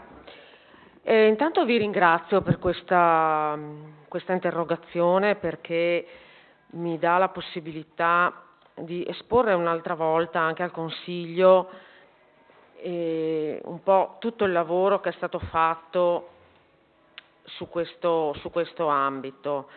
È un tema che ha già interessato il Consiglio con altre interrogazioni nei mesi passati, e anche è stato oggetto di una commissione sostanzialmente specifica, anche molto approfondita, e poi eventualmente si possono anche poi recuperare, magari posso anche recuperare qualche informazione in più anche dagli atti di quella commissione. Io oggi ho preparato una risposta che adesso vado un po' a leggere e a spiegare, poi un po' di appunti, ma comunque mi riservo eventualmente anche di proprio recuperare un po' gli atti della commissione eventualmente per integrare casomai anche successivamente. Ecco, se ci fossero dei punti che rimangono oscuri, perché comunque qualche risposta precisa io oggi non riesco a darvela.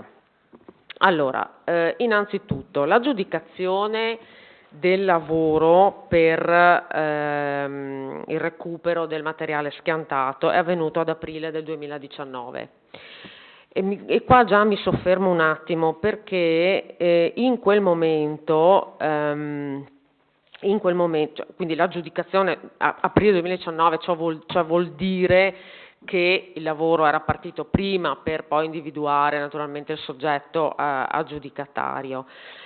Mi soffermo già su questo aspetto qui perché in quel momento, ripeto, la situazione era abbastanza incerta e difficile, cioè non si sapeva neanche bene come muoversi, tant'è che abbiamo ragionato proprio sull'ipotesi di affidare, per esempio, in seno all'Unione Montana il recupero del legname, sia in Unione Montana Belluno Ponte piuttosto che in Unione Montana Valbelluna, che era soggetto comunque abilitato ad effettuare questo tipo di lavoro. Alla fine invece scegliemmo, e di questo sono contenta, di trattenere proprio all'interno del Comune di Belluno questa attività e di gestirla direttamente naturalmente. Questo ci ha dato una soddisfazione perché comunque abbiamo individuato subito l'impresa che potesse svolgere questo tipo di lavoro, a differenza di altre realtà che invece hanno impiegato più tempo per far questo. Poi dopo purtroppo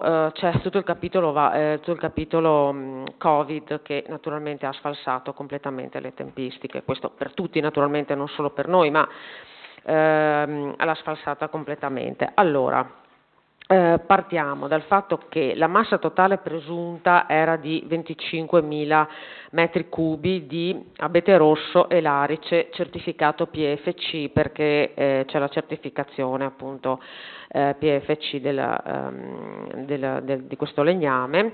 Particelle forestali 2, 3, 4, 5, 6, 7, 8, 9, 11, 23, 24 in comune di Belluno. Aggiudicatario, come saprete, la ditta Wald Profi Südtirol. L'alienazione prevedeva sul presunto, quindi sulla somma presunta, 625.000 euro di introito presunto all'inizio. Dico presunto perché naturalmente questo era all'ordo di tutte le varie scontistiche dovute a sottomisure, travature, cortecce e quant'altro, che poi dopo vanno naturalmente a diminuire, poi all'esito delle misurazioni effettive vanno a diminuire la somma che poi dopo poteva essere addebitata all'interno comunque del bando e poi anche dell'aggiudicazione. C'erano anche comunque tutte i conteggi naturalmente che dovevano poi essere applicati, naturalmente il prezzo insomma che doveva essere applicato sul legname, naturalmente, quindi i bottoli, le sottomisure e quant'altro. Il contratto è dell'8 maggio 2019, successivamente modificato e integrato il 29 luglio 2020 e poi ancora il 25 gennaio 2021, naturalmente all'esito delle problematiche Covid. Il primo contratto stabiliva che il pagamento doveva avvenire in più soluzioni previa emissione di fattura. Per quanto riguarda gli introiti, sino ad oggi abbiamo introiti di 481.900 euro, quindi poco meno di 500.000 euro. Ho ancora tempo, Presidente? Non ce l'ha, ma insomma... perché ho tanto da dire. In effetti le domande sono di più, ma... Quindi poco meno di 500.000 euro. Adesso scorro un attimo i versamenti.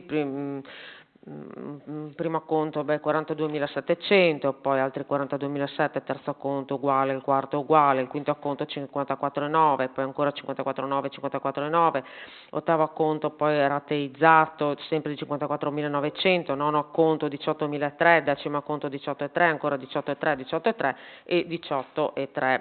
Quindi per arrivare fino alla fine di marzo 2022.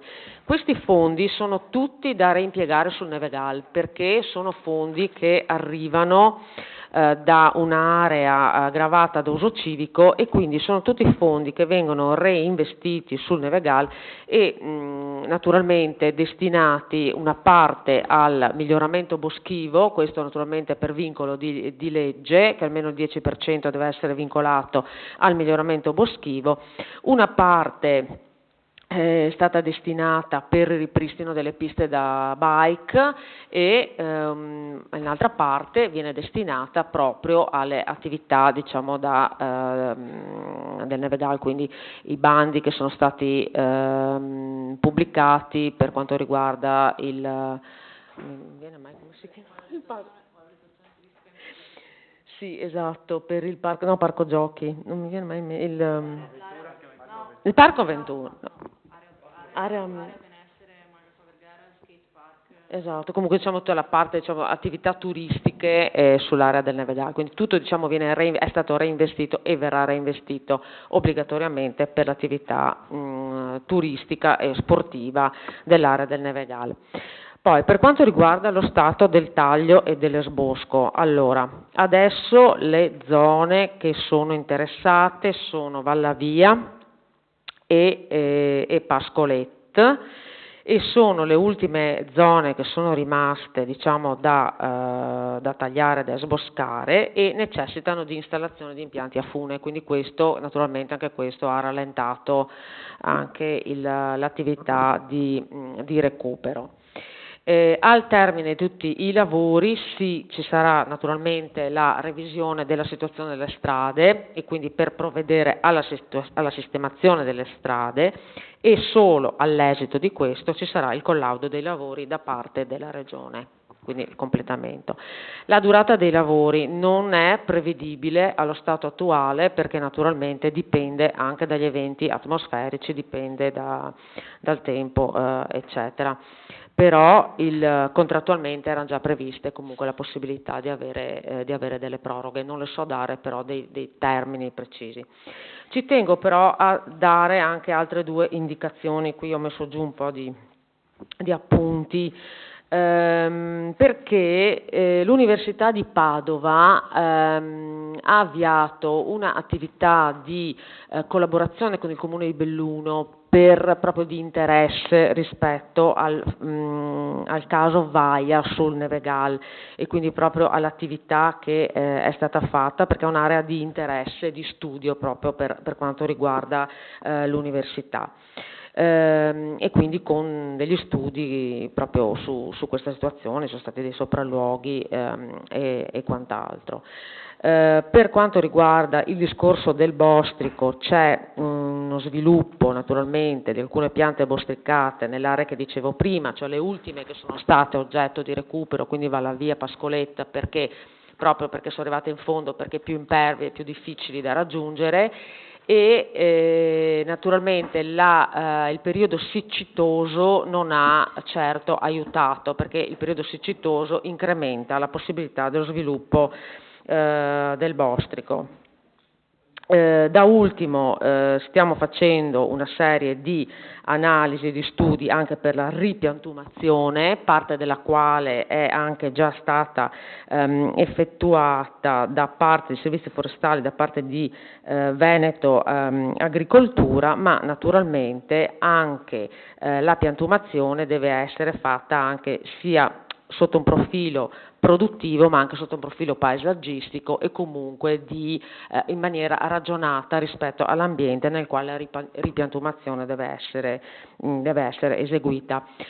Concludo dicendo che poi anche, tra l'altro tornando alla questione degli introiti, parte dei quali sono stati anche destinati alla sistemazione della viabilità silvopastorale, e così come c'è attenzione attualmente, di cui poi al punto precedente insomma della variazione di bilancio, dell'allargamento della strada di Col de Gou, cioè in modo tale da comunque da riuscire a progettare prima, alla luce di quello che è successo, pensare e progettare prima una viabilità silvopastorale e collegata che aiuti gli interventi in questa zona, proprio alla luce di quello che è successo, perché quello che è successo speriamo di no, ma insomma problematiche ce ne possono essere, e quindi valutare anche una viabilità migliore per interventi di protezione civile, definire protezione civile, ma anche per la monticazione. Grazie. Bene, prego, signor Garboni, se vuole dire se è soddisfatto, se c'è qualcosa che... Prego, vada pure al microfono.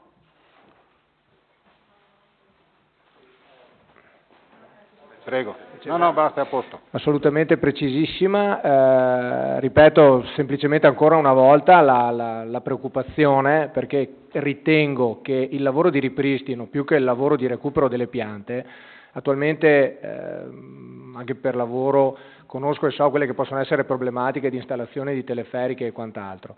Credo che con il tipo di macchinario che hanno posizionato adesso quelli dell'impresa non avranno problemi e non ci metteranno tanto tempo. Poi non so quelle che sono le problematiche nel rimuovere dei tronchi appunto con il problema del bostrico, però fisicamente con il tipo di attrezzature che hanno sicuramente ci metteranno poco a ripulire. Quindi non è tanto quanto la preoccupazione, so che le piante le porteranno via, sono molto rapide, lavorano molto bene, nulla da dire. Mi spaventa molto come resteranno i nostri sentieri. Ho potuto verificare, soprattutto alla fine lo scorso autunno, cioè prima dell'inverno, avevano iniziato la pulizia di alcuni TROI che erano stati sistemati da dei privati, da noi, dei cittadini, in cui appunto il passaggio di queste cingolate hanno completamente divelto la traccia originale, la traccia storica, quindi stiamo parlando di una variante fatta sul Valavia piuttosto che del Praloz, che era la vecchia pista di biciclette. Quello è il lavoro veramente difficile, perché là non ci sono teleferiche che contino, ma bisogna fare un'opera di rimozione delle radici, quindi con altri macchinari, e quindi là a questo punto per un'azienda come quella che sta lavorando adesso non diventa assolutamente remunerativo, perché non sviluppano cubaggio, ma in realtà devono ripristinare, come si fa, quando diciamo così, si recupera, si pulisce, ma dopo bisogna anche sistemare, chiaramente, perché loro hanno sicuramente un utile. I valori pensavo fossero sinceramente maggiori, ma forse anche tornano i conti, perché in realtà hanno lavorato in maniera molto mirata, sì, devo dire, quindi, ma non era questa la preoccupazione.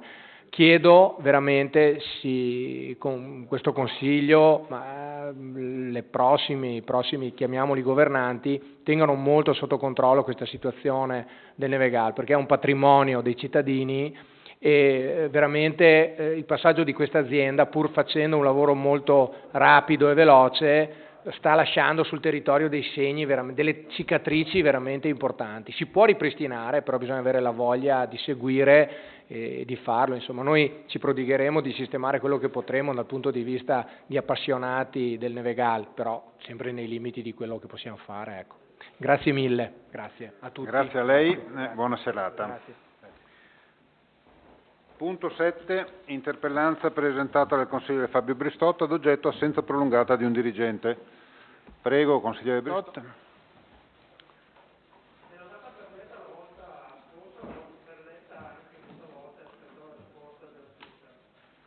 Prego, chi risponde? Prego, sindaco. Sì, rispondo per conto dell'assessora De Biasi, che è dovuta andare via per un motivo familiare. Con riferimento all'interpellanza del consigliere Bristotto, si fa presente che l'articolo 9, paragrafo 1 del Regolamento Generale della Protezione dei Dati GDPR dell'Unione Europea prevede che è vietato trattare dati relativi alla salute della persona.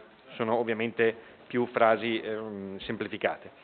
Il paragrafo 2 del citato articolo prevede inoltre che il paragrafo 1 non si applica se il trattamento è necessario per assolvere gli obblighi ed esercitare i diritti specifici del titolare del trattamento o dell'interessato in materia di diritto del lavoro, nella misura in cui sia autorizzato dal diritto dell'Unione o dagli Stati membri o da un contratto collettivo ai sensi del diritto degli Stati membri.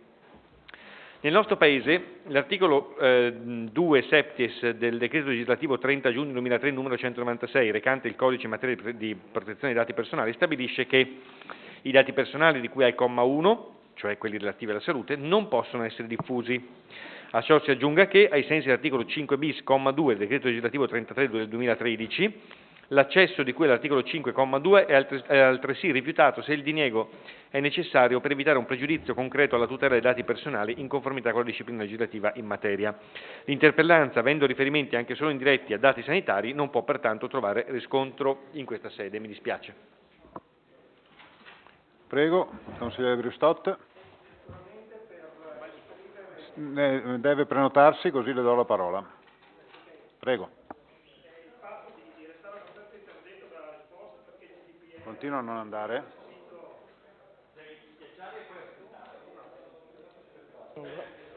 Ecco, prego. Sì, resta abbastanza interdetto perché GDPR, che pur conosco bene per averci lavorato in modo intenso nell'attività che mi vede come consigliere nazionale del soccorso alpino a seguire proprio questa particolare problematica, e ovviamente così come è stato recepito anche dal decreto legislativo 101, così trovo abbastanza stridente la dichiarazione fatta dal sindaco, anche perché proprio in data odierna ho interpellato 2 DPO che, come noto, è una figura preposta a queste siffate valutazioni, e hanno detto che rispetto ai quesiti posti sicuramente in modo determinato al sottoscritto, il 95% degli stessi potevano trovare assoluta risposta, perché non attinenti a questioni di carattere personale ex dati sensibili, bensì i risvolti di carattere amministrativo che questa assenza ha determinato nel corso di un anno. Per cui non posso che ritenermi soddisfatto e vedremo il proseguio, posto che questa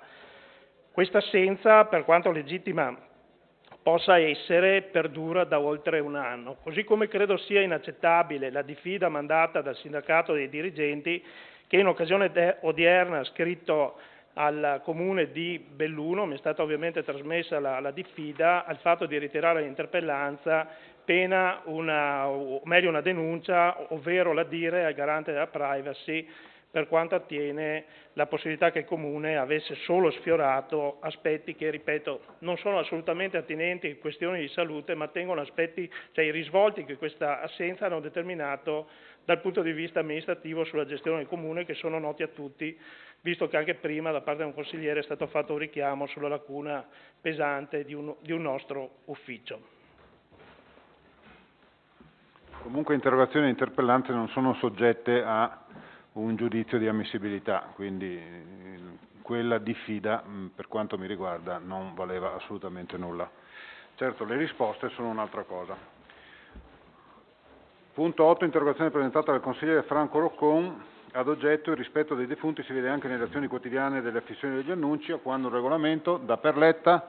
Prego, Assessore Pellegrini. Grazie Presidente, buonasera a tutti. Dunque, la problematica segnalata dal consigliere Roccon è fondata e trova la condivisione di questa amministrazione comunale, che si era resa parte diligente nel reperire schemi regolamentari di altri enti finalizzati a porre a freno al fenomeno della copertura delle epigrafi anticipatamente rispetto alla data del funerale. L'idea era appunto quella di elaborare un primo testo da condividere prima con gli operatori del settore per poi porlo in discussione nella competente seduta consigliare. Purtroppo l'intera area dei servizi demografici è stata investita nel 2020 da una vera e propria ondata di assenze, dovuta a diversi motivi. Si pensi che a fine dello scorso anno si sono contate fino a 5 assenze contemporanee, con spostamenti di personale che hanno interessato anche l'ufficio cimiteriale. Né la situazione appare migliore in questo momento, atteso che si contano altrettante assenze, seppure riferite in parte a persone diverse. Appare chiaro che questo quadro estremamente precario non ha permesso alcuna azione amministrativa supplementare, risultando difficile anche solo garantire l'ordinario espletamento del servizio. Colgo anzi l'occasione per ringraziare i dipendenti che sono rimasti in servizio nell'area e quelli chiamati da altre aree a dare un aiuto, perché è solo grazie a loro che siamo riusciti ad evitare la chiusura degli sportelli. Prego, consigliere Roccon. Ma io non so se, io ringrazio per aver detto che insomma, sta nei termini, certo che sta nei termini, vi hanno scritto anche in estate per avere un colloquio per determinare un regolamento che era in sostanza copiabile da quello che già c'erano. La questione dei dipendenti che manchino per questione di Covid stride un po' sulla questione dell'azione politica, non quella amministrativa. Okay? Allora, parzialmente soddisfatto, segnalo che comunque il problema sussiste ancora tuttora. Nel momento in cui ho presentato la domanda d'attualità e poi trasformata in interrogazione c'erano tutti e io credo che sia ora di metterci in mano proprio per il rispetto nei confronti dei cittadini e dei cari che sono defunti. Bene. Punto 9, interrogazione presentata dal consigliere Fabio Bristot, ad oggetto via Feltre, pista da motocross da Trialt, marciapiedi, tratturi o sentieri. Prego, consigliere Bristot. Da Perletta o... Sì, la do per letta e anche per passeggiata innumerevoli volte al giorno, condizione che mi ha portato a porre l'interrogazione. Bene, chi risponde? Il sindaco? Prego. Sì, rispondo io sempre invece dell'assessore Giannone. Allora, leggo il contributo sia dell'ufficio tecnico sia i due contributi dell'ufficio tecnico della Polizia Locale. L'ufficio tecnico ci fa sapere che con riferimento ai vari punti evidenziati dal consigliere Bristot si espone quanto segue. Circa la bitumatura di via Feltre, in ragione della sua lunghezza e dello stato generale delle pavimentazioni, l'intervento è già stato avviato per stralcio nel corso degli scorsi anni, con il rifacimento della pavimentazione a partire dall'incrocio con via Prade fino all'incrocio ovest con via Lazzarini. Il rifacimento della pavimentazione della parte rimanente via Feltre delle vie contermini potrà essere inserito nelle prossime programmazioni. A questo proposito comunico che è nella prossima sostanzialmente, in relazione ovviamente alle risorse che si renderanno disponibili a bilancio e delle altre priorità che verranno individuate nel contesto generale della viabilità, ma è già stato stabilito. Fermo restando l'adempimento degli enti gestori di pubblico servizio, i quali sono obbligati al ripristino delle pavimentazioni manomesse con gli scavi, è peraltro opportuno che le bitumature comunali vengano effettuate al termine degli interventi di posa della fibra ottica per ovvi motivi. Per quanto riguarda la segnaletica della pista ciclabile di via Feltre, il ripasso è stato completato nel corso del corrente mese di aprile, secondo la regolamentazione vigente stabilita per il traffico sulla medesima e come da segnaletica verticale presente. Il rifacimento ecco, a questo proposito ricordo che nell'intervento finanziato della rigenerazione urbana 2 c'è la costruzione della pista ciclabile di via Feltre, che andrà a sostituire quella attuale e che viene costruita dalla stazione diciamo parallelamente ai binari, quindi ci saranno gli vari accessi all'ex Moli e dalle altre parti, quindi si risolve per sempre quel problema là, credo con un intervento risolutivo completamente, insomma. Il rifacimento del marciapiede sul lato sud della via Feltre è già stato esaminato dall'ufficio tecnico comunale nel quadro di un generale riassetto della via, con la predisposizione di un progetto di fattibilità già pronto per la riqualificazione dei marciapiedi lungo via Feltre, il cui importo complessivo però è di euro 700.000, quindi è un intervento importante. La Polizia Locale ci fornisce alcuni elementi per la risposta all'interpellanza. Il consigliere chiede l'installazione del semaforo intelligente, cosiddetto, per moderare la velocità, ma per questi strumenti, che sono impianti semaforici dotati di dispositivi in grado di rilevare la velocità, che sono radar aerei o spire annegate sotto l'asfalto, e di far scattare il rosso quando l'automezzo di avvicinamento supera il limite imposto, il Ministero delle Infrastrutture e dei Trasporti, competente in materia di segnaletico di approvazione e omologazione, ha da tempo e più volte sostenuto, e non cito i riferimenti che troverà nella risposta scritta, che tali dispositivi non sono coerenti con le disposizioni del nuovo codice della strada e del relativo regolamento esecuzione ed attuazione, osservando in particolare l'articolo 158 del regolamento, che il regolamento afferma che le lanterne semaforiche servono per regolare nel tempo l'avanzamento delle correnti di traffico in una intersezione o in un tronco stradale. Conseguentemente, l'azionamento del dispositivo semaforico in relazione alla velocità dei veicoli in arrivo, piuttosto che in base ai flussi veicolari, non corrisponde alla previsione normativa, e così che tale funzionamento potrebbe risultare fonte di pericolo per la circolazione per eventuali improvvisazioni frenanti, eccetera, eccetera. Questi impianti, con la stessa rapidità con la quale si erano diffusi, sono stati spenti dappertutto, anche in comune di Belluno. Noi l'abbiamo spento in via a Cusighe, mi sfugge il nome, via di Foro, chiedo scusa, via Andrea di Foro.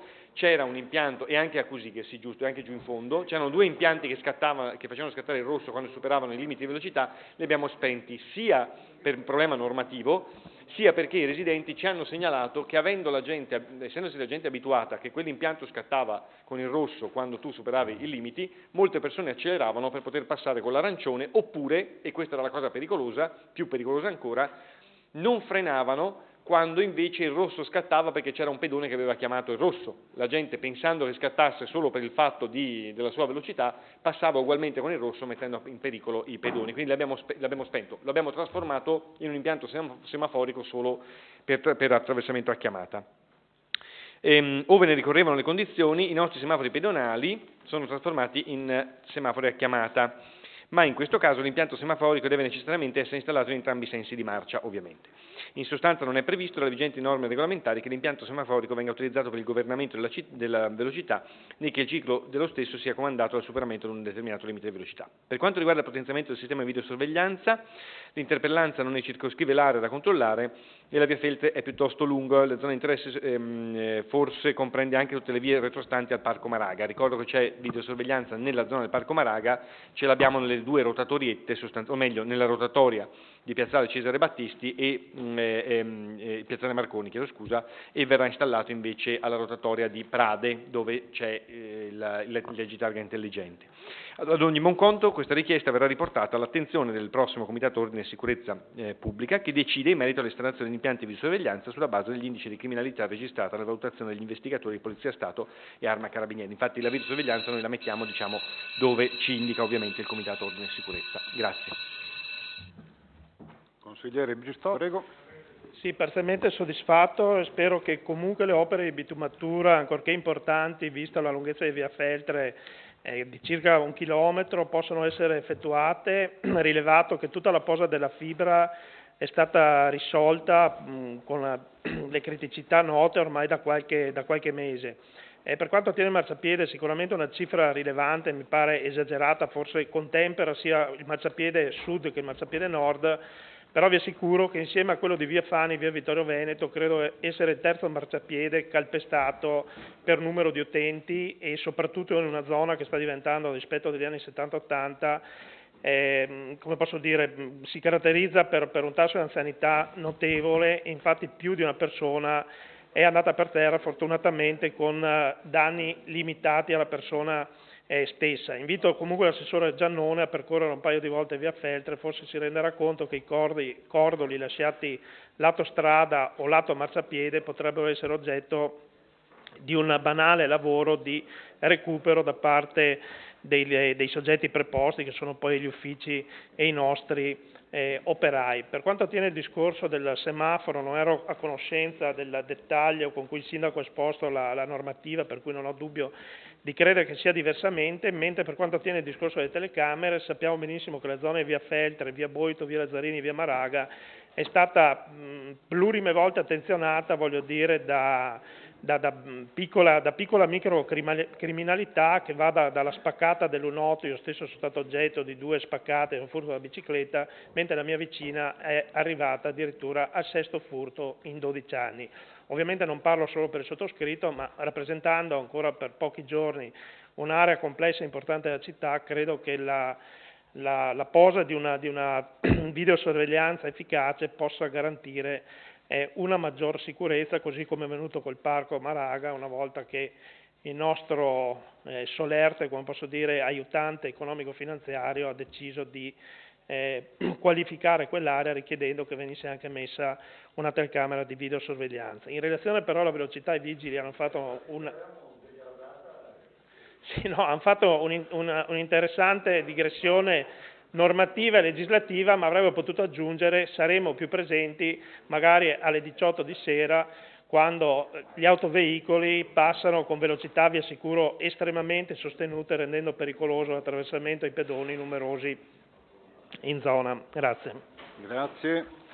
Punto 10, interrogazione presentata dalla consigliera Ida Bortoluzzi ad oggetto gara del gas, esito del procedimento giudiziale. Prego, consigliera. Solo per ricordare il senso della mia interrogazione, si è completato il procedimento giudiziario con un esito favorevole alla stazione appaltante, al Consiglio di Stato, e quindi quella questione che avevamo affrontato in Consiglio Comunale è giunta a compimento, ripeto, con esito favorevole, ma in quell'occasione emerse il fatto che le spese che i 32 comuni affrontavano sarebbero state a carico di BIM Consorzio. Quale BIM Consorzio, dichiarazione al giornale, però avrebbe valutato se farsi carico anche della spesa del Comune di Belluno. Io chiedo appunto se si possono avere notizie su queste spese, su chi le ha affrontate, in tutto o in parte. L'interrogazione si riferiva anche alla stazione appaltante, in particolare alla dottoressa Maura Florida, all'ingegner Lussu e alla Maria Gloria Setti, che non è più, che è morta, ecco, e per ricordare il loro lavoro pesante, difficile e opaco. Bene, risponde il sindaco, prego. Sì, grazie. Allora, sono state fatte alcune richieste al Consorzio BIM per ottenere alcune delle informazioni richieste e quindi si comunica quanto segue. 1. Il Consorzio BIM Piave di Belluno, con delibera numero 33 del 2020, poi ratificata dall'Assemblea Generale con delibera numero 6 del 2020, ha approvato la seconda variazione di bilancio di previsione 2022, nell'ambito del quale è stato previsto uno stanziamento di euro 65.000 finalizzato alla copertura delle spese legali per la costituzione in giudizio avanti al TAR Veneto nel giudizio instaurato a seguito del ricorso proposto da Italgas e per il ricorso avanti al TAR Veneto avverso la determinazione dirigenziale numero 433 del 2020 del Comune di Belluno. 2. Il Consorzio BIM, con successiva deliberazione del Consiglio direttivo 62 del 2020, ha disposto a tal fine l'assegnazione di un contributo di euro 64.076 a favore del Comune di Feltre, a fronte di specifica richiesta da parte del medesimo Comune nella sua qualità di capofila dei Comuni dell'Atem di Belluno che hanno deliberato di costituirsi in giudizio. 3. Il Consorzio BIM Piave di Belluno, il 22 aprile, ha erogato euro 29.600 in base alla rendicontazione del Comune assegnatario del contributo citato. 4. Il Presidente del Consorzio BIM Piave ha inoltre comunicato che, pur nella convinzione che risulti assai improbabile che l'ente che rappresento possa contribuire contemporaneamente a entrambe le parti in causa, e invece secondo noi è giusto che sia così, Le ricordo che, come da consuetudine consolidata nella gestione del consorzio, mi trovo nell'impossibilità di darle una risposta definitiva che deve passare per una specifica richiesta da parte del Comune, che abbiamo fatto, e un conseguente passaggio all'attenzione del direttivo. A tali dati, comunicati dal Consorzio BIM Piave di Belluno, aggiungo che il costo totale dei ricorsi promossi dal Comune di Feltre e altri, sia al TAR che al Consiglio di Stato, avverso l'aggiudicazione definitiva della concessione per la distribuzione del gas naturale disposta dal Comune di Belluno con determinazione 433, sono nella disponibilità di tale ente. Si comunica pertanto che sarà presentata formale richiesta di contributo, che è già stata presentata, per la verità, la reiteriamo, a valere sulle spese legali sostenute dal Comune di Belluno per il contenzioso citato, che ammontano ad un totale di euro 94.885. Si comunica inoltre che a breve sarà convocato l'ATEM per presentare il quadro generale delle spese e delle entrate sostenute dal Comune di Belluno per la gestione dell'intera pratica finalizzata all'aggiudicazione della concessione.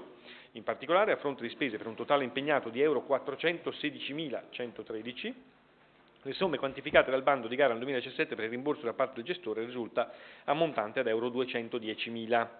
Si chiederà quindi all'ATEM di rimborsare al Comune di Belluno la somma di euro 205.800, cioè la differenza fra i due stanziamenti.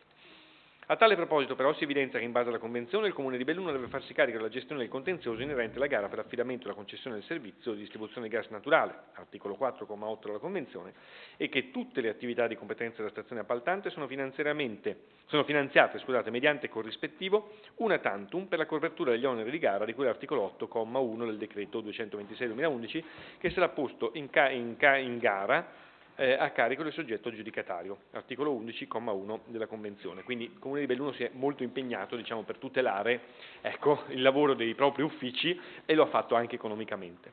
Pertanto il dato letterale della Convenzione sembrerebbe stabilire che l'importo una tantum dovuto dal gestore uscente, cioè euro 210.000 secondo il bando di gara, sia onnicomprensivo di tutte le spese sostenute dalla stazione appaltante. Prego, consigliere Bortoluzzi. Un attimo, ecco, prego. Allora, sì, sono soddisfatta della risposta perché intanto abbiamo una risposta. Questa stessa cosa l'avevo chiesta anche in Consiglio Comunale il giorno della discussione.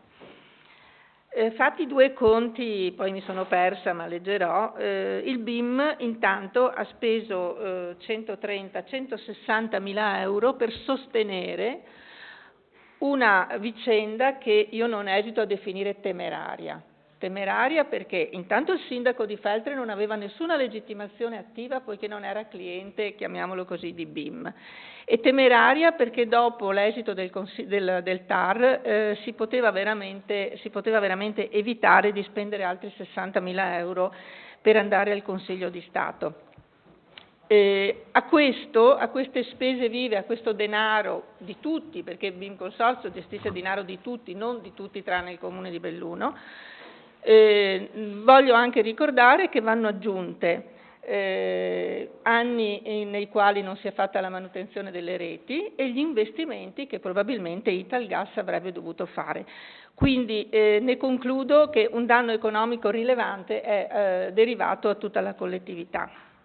Quanto agli uffici, io prendo atto di quanto ha detto il sindaco, sono contenta che abbia tutelato i suoi uffici, ma l'impressione che ne ho avuto non è stata esattamente questa, ma prendo atto. Grazie. Grazie a lei. Possiamo anche aggiungere i canoni che non sono stati versati. Ecco, bravo. Punto 11, interrogazione presentata dai consiglieri Franco Roccon, Marzio Sovilla, Francesco Pingitore, Paolo Gamba, Raffaella Damiano, ad oggetto causa lavori, prossima chiusura totale al transito sul ponte di via Veneggia, via Vittorio Veneto, quali soluzioni per la viabilità? Prego, la danno per letta, risponde il sindaco. Prego. Sì, chiedo scusa che trovo due risposte, due meglio che una, mi sembra così è ancora più completa. No, chiedo scusa davvero perché o sono molte domande e quindi lo vedo solo adesso, chiedo scusa perché ho visto soltanto adesso, elementi tecnici per la risposta all'interrogazione Roccon. Allego per comunità anche la relazione del comandante Rossetti. Ah, va bene, allora questo era ok. Allora, leggo questa. Allora, dopo ti lascio tutto il fascicolo, consigliere, sì. L'inizio dei lavori di ammodernamento e realizzazione del tratto di pista ciclabile è previsto dopo il termine dell'anno scolastico, quindi nel periodo in cui, almeno teoricamente, il traffico è meno intenso di tutto l'anno. Gli stessi termineranno, come da cronoprogramma, prima dell'inizio del nuovo anno scolastico. Il piano viabilistico alternativo è in corso di predisposizione utilizzando ovviamente le arterie limitrofe esistenti. Si è pensato, anche per non allungare i percorsi, di utilizzare la retrostante via Largo Goneri accedendovi dalle strade più vicine, ma che siano sufficientemente ampie per chi proviene da Ponte nelle Alpi, si accederà da via del Vesco, mentre chi proviene dal centro di Belluno si accederà da via Mameli. Il percorso è stato collaudato il 21 aprile 2022 anche per gli autobus, sia essi di linea urbana che per quelli extraurbana. Da tale percorso saranno esclusi i trasporti merci non diretti in città e tutto il traffico automobilistico di solo attraversamento, che si pensa di deviare sulla rotatoria di Marisica, traffico da Sedico, alla rotatoria del Ponte degli Alpini, traffico da Agordo, e alla rotatoria di Ponte nelle Alpi, traffico di Longarone, con appositi cartelli di deviazione di preavviso di divieto che saranno ripetuti man mano che ci si avvicina all'area chiusa dal cantiere. Il collocamento della segnaletica è posto a carico della ditta esecutrice dei lavori, che pertanto si atterrà alle disposizioni che le verranno impartite. Per i segnali stradali da ubicare su strade e di altri enti o in altri comuni si chiederà la collaborazione degli enti interessati. Un buon piano di comunicazione effettuato sui mezzi di comunicazione e sui social cercherà di informare preventivamente i conducenti di itinerari alternativi. Un ponte provvisorio ipotizzato nell'interpellanza è ritenuto una soluzione non plausibile, quale utile soluzione alternativa priva di una valutazione di merito anche relativamente ai costi ed effettiva possibilità di essere collocato in qualche luogo utile a bypassare il cantiere, vista l'accentuata antropizzazione dei luoghi in cui si effettuano i lavori. Si è consapevoli che ci saranno dei disagi, ma abbiamo anche pensato a come ridurli al minimo e del resto, se i lavori non si facessero, non avremmo più arterie comode e moderne. Ci sono alcune planimetrie con alcune descrizioni e poi ci sono ulteriori note che però credo che siano troppo magari rileggere direttamente sulla nota, perché sono cose ulteriori per non leggere 4 pagine di roba. Bene, prego consigliere. Grazie. Sì, è un po' quello che avevo letto sui giornali, no? Come intervento propedeutico a questa attività. So quasi per certo che volete consegnare i lavori in fine mese, no? E naturalmente anche a fronte delle non risposte riguardo all'adeguamento dei prezzi che dovranno esserci, perché ovviamente gli interventi che sono fatti sono stabiliti ancora 6 mesi fa sostanzialmente su un cronoprogramma e su un prezziario fatto vecchio. È ovvio che l'azienda, presumo, se non è stupida, farà una sospensione dei lavori nel momento in cui glieli consegnate, proprio perché non ci sta dentro a fare determinati lavori. E non sono poi tanto sicuro che un piano del traffico, così come lei me l'ha segnalato, sia stato fatto effettivamente dai vigili urbani. La soddisfazione è parziale. Grazie. Abbiamo terminato il nostro ordine del giorno, quindi Grazie possiamo chiudere la seduta. Grazie a tutti, arrivederci.